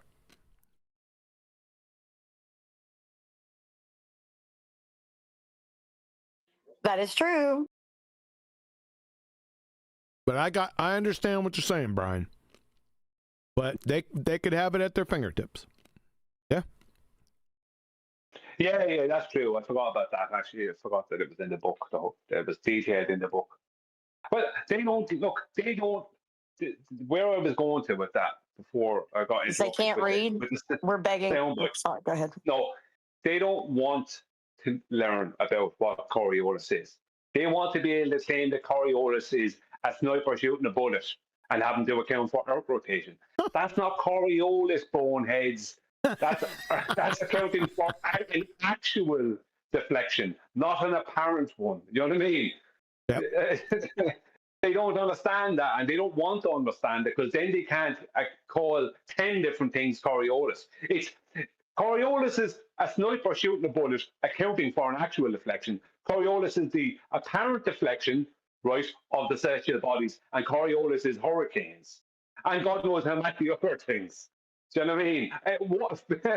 The direction water flows, you know what I mean? South of the equator as opposed to north. Brian. It's ridiculous.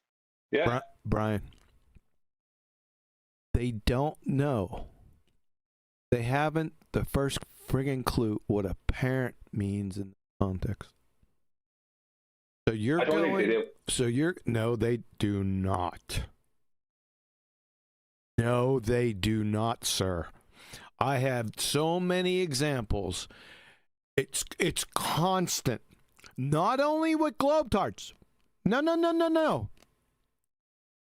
With alleged flat earthers, Brian, it's 99.99999%. I'm telling you, my experience with it. I hear it every No, I agree. day. Huh? No, I agree. I didn't bring in the flat earthers into it because they're not supposed to be claiming a rotation, but some of them are obviously. Whether they don't, because they don't understand what they're claiming a rotation to the Earth. No, Brian, you're missing it. Brian, you're missing it. No, I heard what you said. You're at a professor level with the ongoing argument. You're boned because as soon as you say apparent, it's over. You've lost them. Yeah, I agree because I know you spent enough years on Discord, right, with the people who are still there now, and they still can't detail it Nope. and understand it. Nope. So that means they don't understand it. I hear. I'm telling you, I hear it constantly. Constantly. They even define it, but they don't define it correctly. I don't know what to say. What the fuck do you want me to say to that at this point?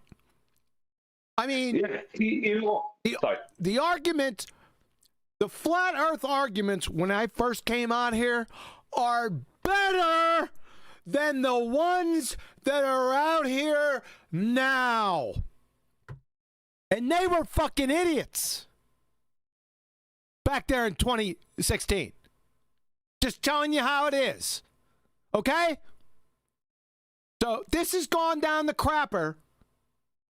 It's unsalvageable. I'm telling you, it's unsalvageable. You're not going to recover from this. I can't overcome this. This is like the same thing I said in Evo Tardia when I was back there, fighting those idiots for 6 years. I come to the realization in the end. I said, I'm just a lone crusader out in the wilderness, and I'm being overwhelmed by hordes of Wiki and Discovery Channel parody pretender clowns. It's nonstop. It's like, boof, I bash them out like the Hulk and blow them off me, right? And then here comes another horde. And then here comes another horde. I just get washed out. It's a numbers game. I get washed out. That's the same exact phenomena happening here. Same one. Not only that, but now I got treasonous, treacherous traitors that are Baltard lovers and terrorist sympathizers also against me. Can you believe that? Yeah. Fucking Evo Tardia was easier. Because I wasn't getting backstabbed. You fucking pukes. You fucking hung by a fucking yard arm. You don't know that. You pathetically feeble fucking cowards. All right. Thanks a lot for that, Brian.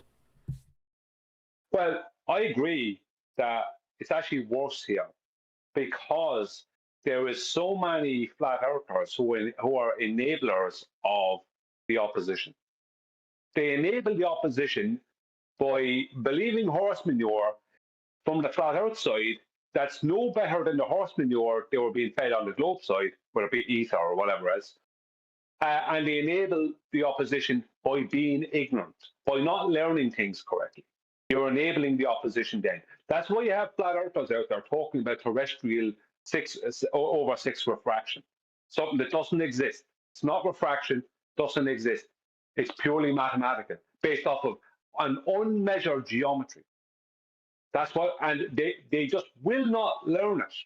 And it's not as if the information is not there for them to learn it.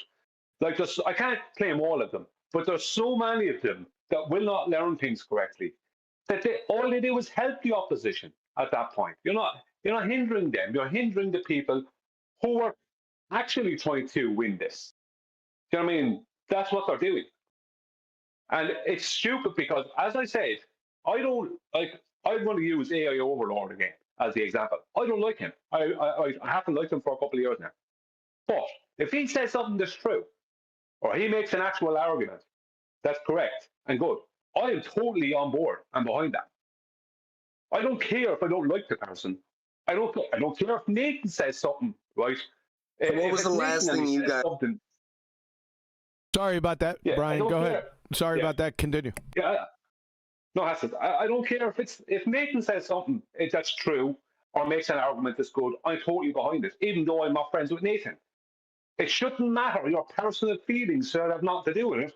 You're supposed to be finishing the job, not making this a personal issue. But no, flat earthers want to make it a personal issue with people that they don't like, or each other, or whatever, and they're willing to even consort with the enemy, who have no respect for them whatsoever. And can you lie, tell cheat, me? and steal? It's so ironic that the people that are crying thief are, man, I'm telling you, like, these people will lie, they will cheat, they will steal. We know this. It's our own side. Yeah. I don't see how they expect a winning outcome from this. It's impossible to win if that's your attitude, if that's what you're doing. It's impossible to win. It's all about Johnson, baby. That's what it is, Brian. I'm sorry. I'm just sorry to say it. That's what it comes down to, actually. I'm serious.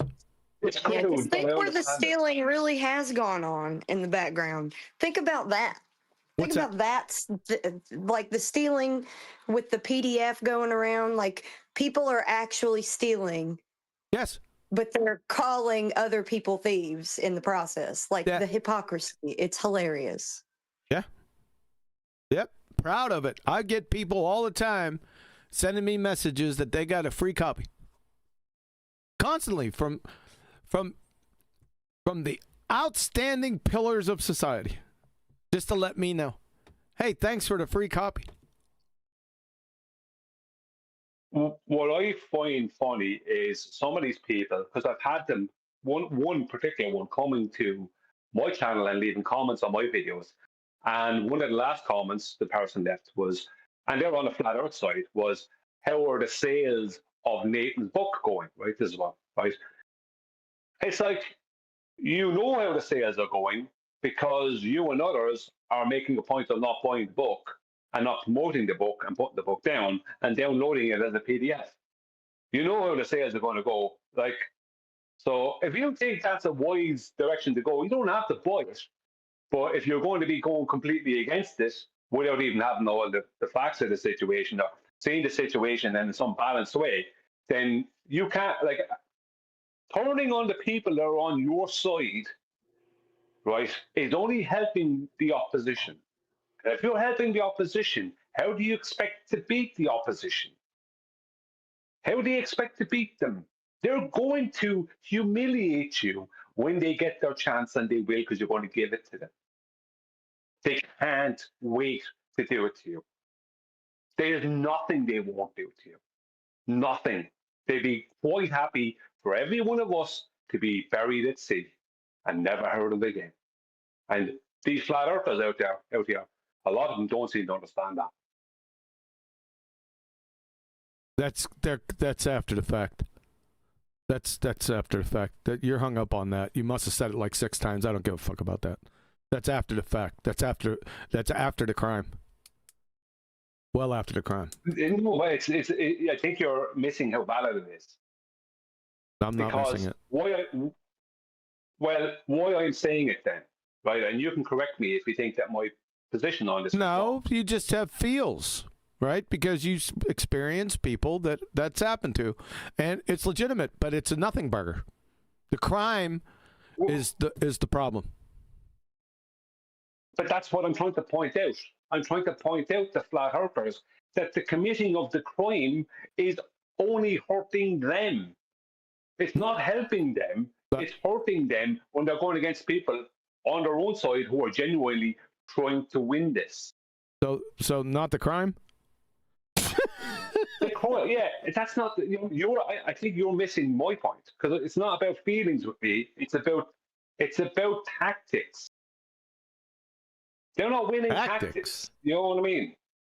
Well, if you're on a chessboard, you don't start handing away your pieces you don't start handing the pieces on the right side of the board away to the enemy on the opposite side because you don't like some of the pieces on the left side. On your side of the board. There isn't a chessboard. But there is, but there's only one uniformed team on that chessboard, and they're called the Globe Cats.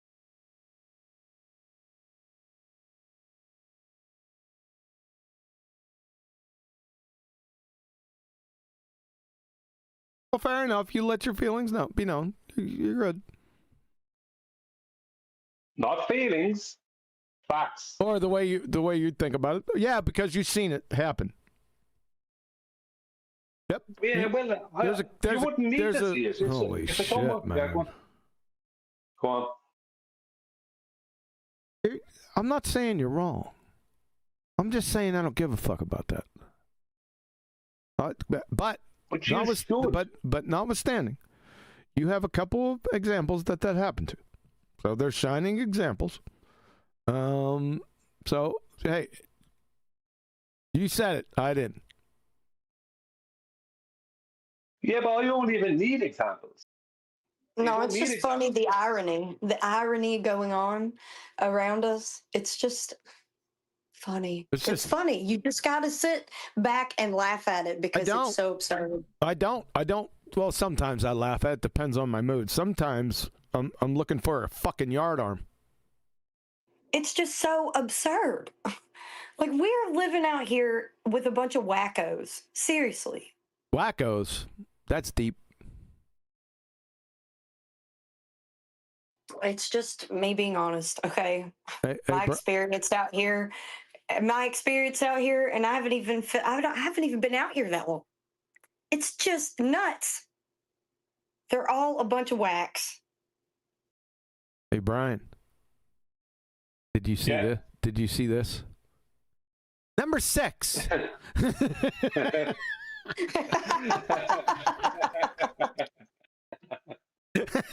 Oh, I saw it. All right. I'm well aware of that.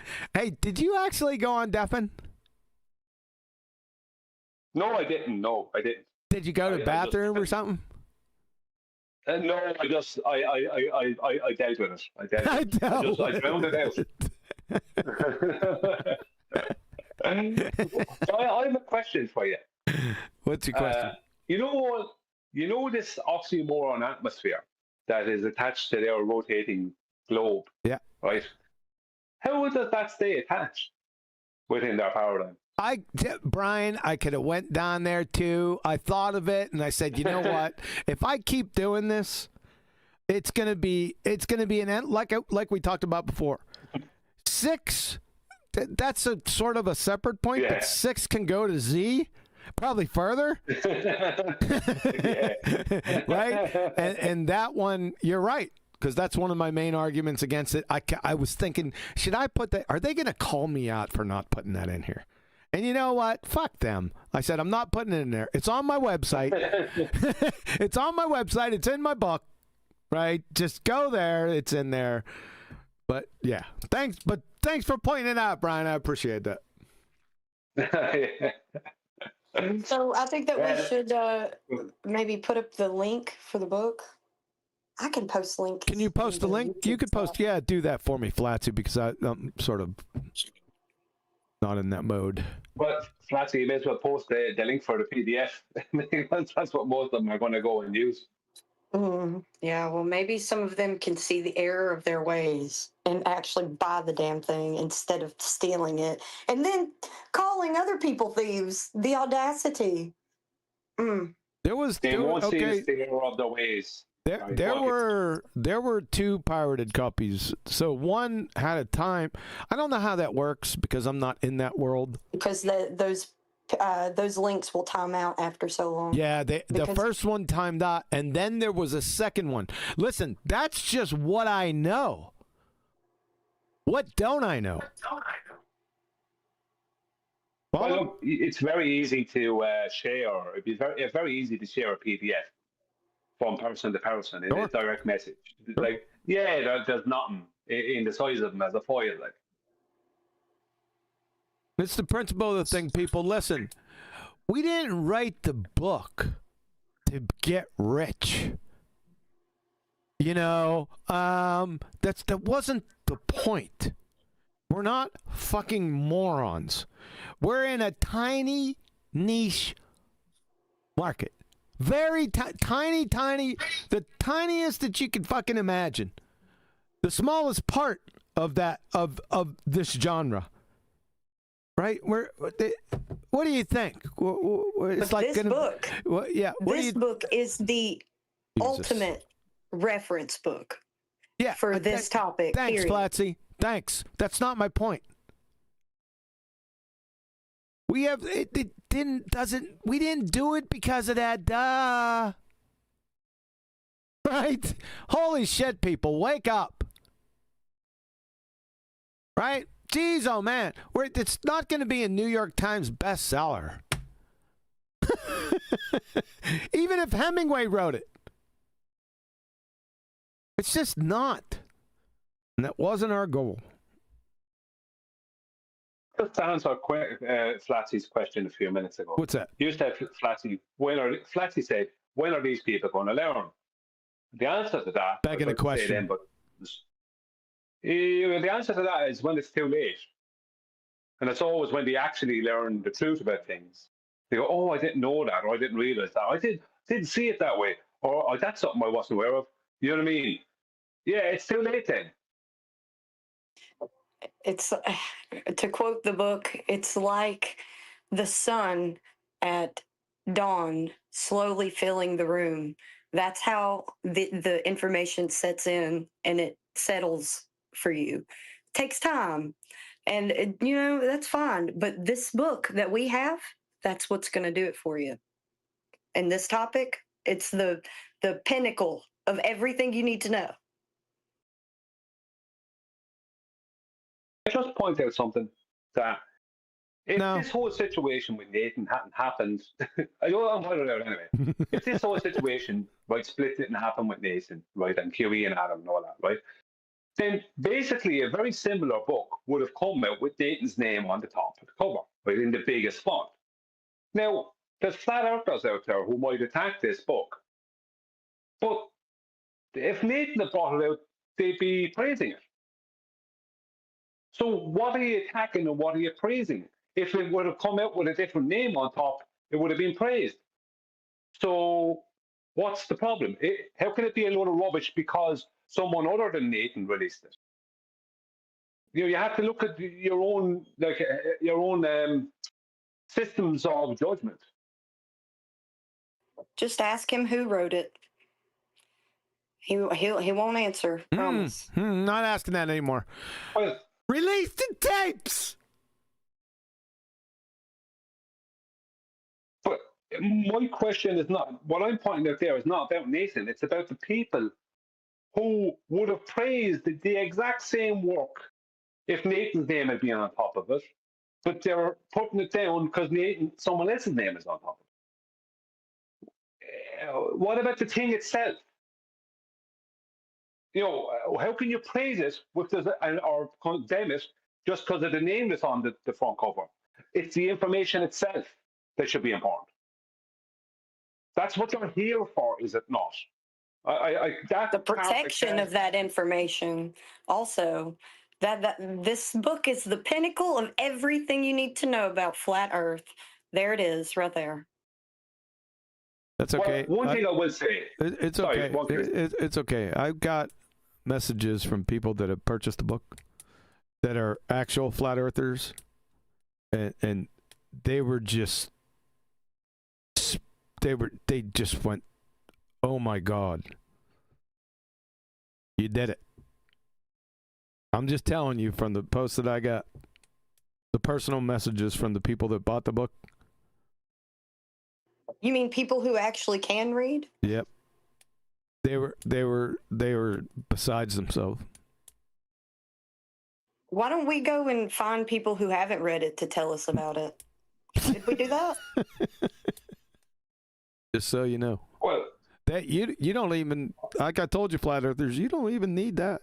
You don't need me to tell you that. Just look at the ballers' reactions. That's all you need. That's it. Make sense? That's rhetorical. Go ahead, Brian. yeah, just because Flatty brought Nathan up there, I feel it's only fair, because in the interest of honesty and truth, to say this, that when the information that's in the Welcome to Flat Earth book, when that was supposed to be handed to Nathan and for that to be his book, he was praising everything that was in that book. He was saying it was brilliant. He was saying every word was poured over, the best of citations. He was praising the book. Oh, we got that. Right. We got that. Do you want me to go over it? Yeah. Well, you did. Well, just do 1 second. Just leave me finish this. Okay. Then would be best time to work back, because then it would be really perfect. He was praising the book. When the situation happened and the split happened with Huey and Nathan and Adam, that suddenly Nathan is attacking the information in that book. Now, he also said that Paul was transcribing from that book to put out in his book or whatever. So it's a bit confusing. It's like, why is Nathan praising it one day and condemning it the next? Yet it's the exact same information. The situation has changed, but the information didn't. You know what I mean? It's like, to me, that's a dishonest situation. You can never trust whether he was truly praising it or if he was ever truly condemning it, because he switched from one to the other. And as well as that, Paul had transcribed a lot of the information. Wonder why that had to happen. I mean, didn't he write it? Why did that have to happen? Sorry. By the way, our book, Welcome to Flat Earth, best Flat Earth book out there. Just saying. Yeah, I'm not sure. It's a bit of that what you're saying. I understand, but it's a bit of a red herring away from what I'm saying. Why can Nathan praise it one day and condemn it the next? How can he do that? Whether was it no good when he was praising it, or was it actually good and he's condemning it? That's because it's the same information. You know what I mean? So anyway, yeah, you get my point. I shut up now. No. I mean, it's a fair point. And guess what, Brian? You're the only one I heard say that. No one else has said that. I didn't know that. Nope. No one else has brought that point up. Nobody. I'm sitting back here laughing the whole time. Not while you're saying it. The whole time from the beginning. Because I knew what he said. Because I marked it down. And I said, no one's really catching on here. There's a problem here. How could you talk out both sides of your face within weeks? It's a good point, Brian. You brought up a good point. Yeah, because you definitely want to be on the side that has to lie, cheat, and steal.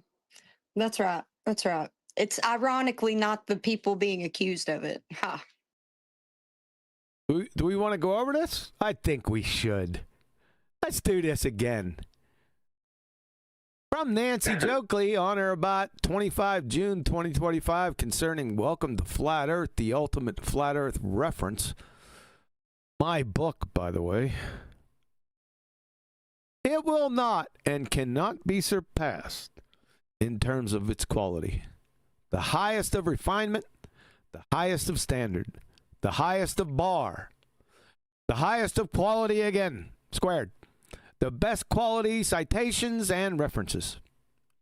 Every word has been pored over and scrutinized. How the book flows, which is beautiful. All this gets explained in a much more coherent and flowing way, thanks to the editing process. And funny that this word is right there. Let's go ahead and bold that, and I'll circle back to it. Let's make that red. I digress. Got to QEify it. Yeah, I do because Every single time. I wanted to stand out for me when I circle back, but I digress. Flowing away thanks to the editing process and Atom and Quantum Eraser. This book will never be surpassed. It is so refined even before it's created. It's emanating its power even before it truly exists. So know this. Welcome to Flat Earth, the ultimate reference book. Will never be surpassed in quality. Nathan, a.k.a. Nancy Jokley. Now, let's circle on back here. And as Brian said, a couple weeks later, it was the most boring, terrible book in the world. How does that happen? Kind of like why is putting it onto there now? Yeah. This was very interesting to me that I didn't catch initially. It wasn't until, was it last week or the week before I brought this up? I can't remember.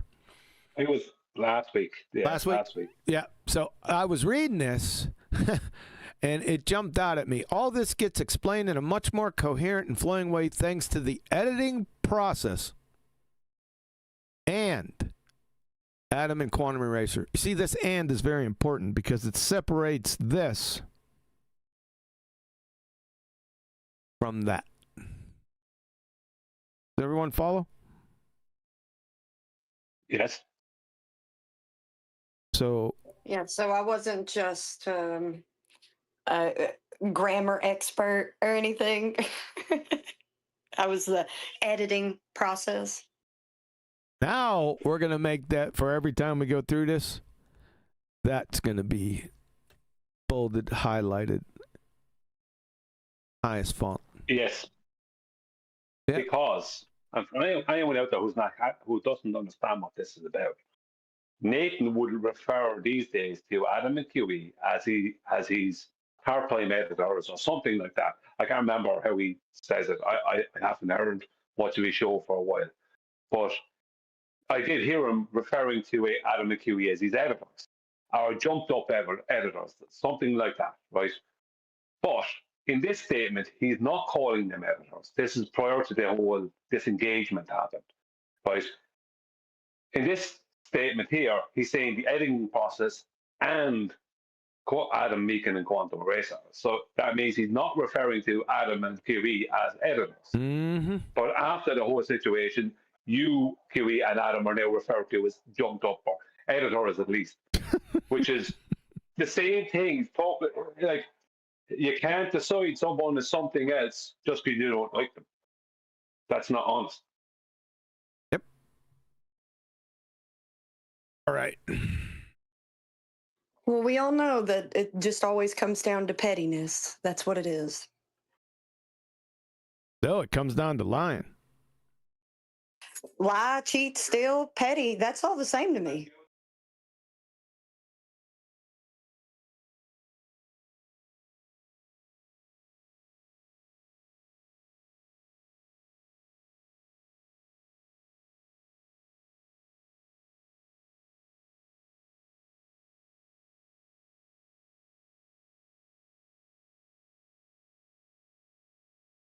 Hey, Brian.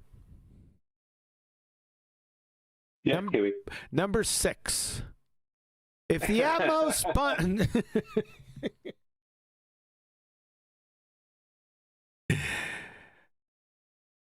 All right, guys, we're gonna wrap it up. We're gonna wrap it up. So, next week we should have everyone full on board next Tuesday. Be careful out there. Hang in there, and please, when people make claims to you in the future, can you please ask them to support them? You know, little cowbell with their claims. So they're kind of not village idiots, you know? Probably make you look a little bit better. Flatsy, take us home. All right. Thanks, guys, for coming out. God bless everyone. And don't always just think it's great to be part of the crowd, because sometimes you might have to stand outside of that. Have a good one, guys.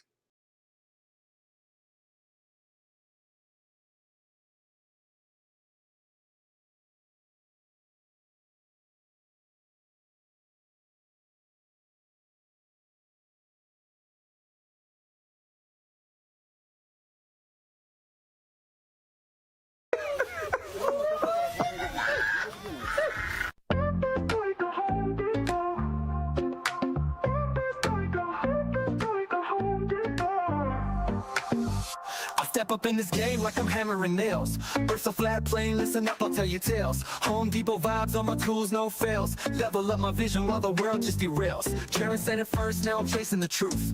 First wanna know, is he shilling or aloof? Now I'm flexing with the facts while they playing the fool. Flat earth, no curve, I'm breaking all the rules. Release the tapes. Earth is like Home Depot, got my crew on deck.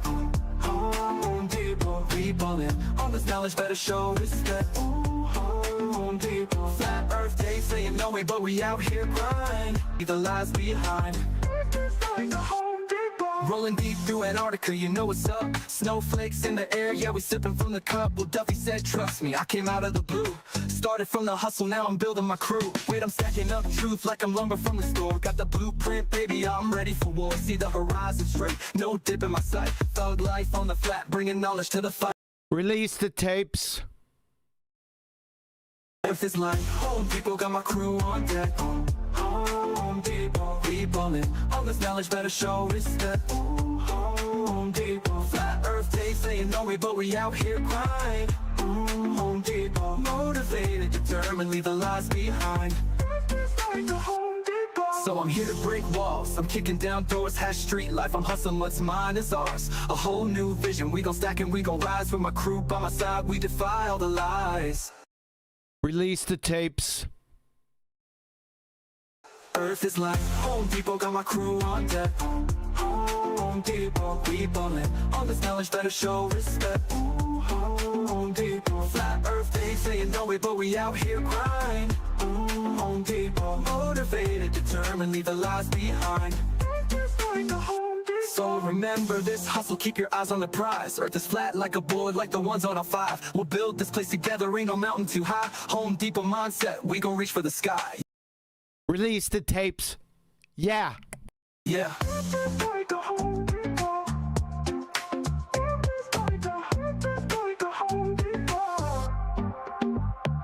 So remember this hustle, keep your eyes on the prize. Earth is flat like a board, like the ones on our 5. We'll build this place together, ain't no mountain too high. Home Depot mindset, we gon' reach for the sky.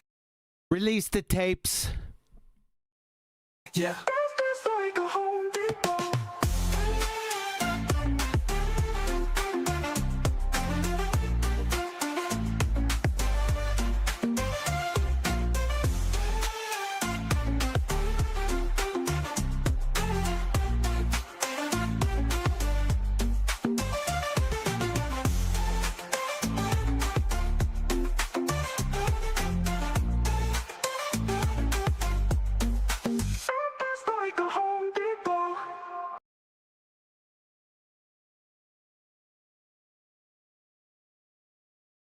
So what was the last thing you guys were watching or into before you converted? Like, what was that? All right, I'll give you one. I'll give you one guess. Is it my sister?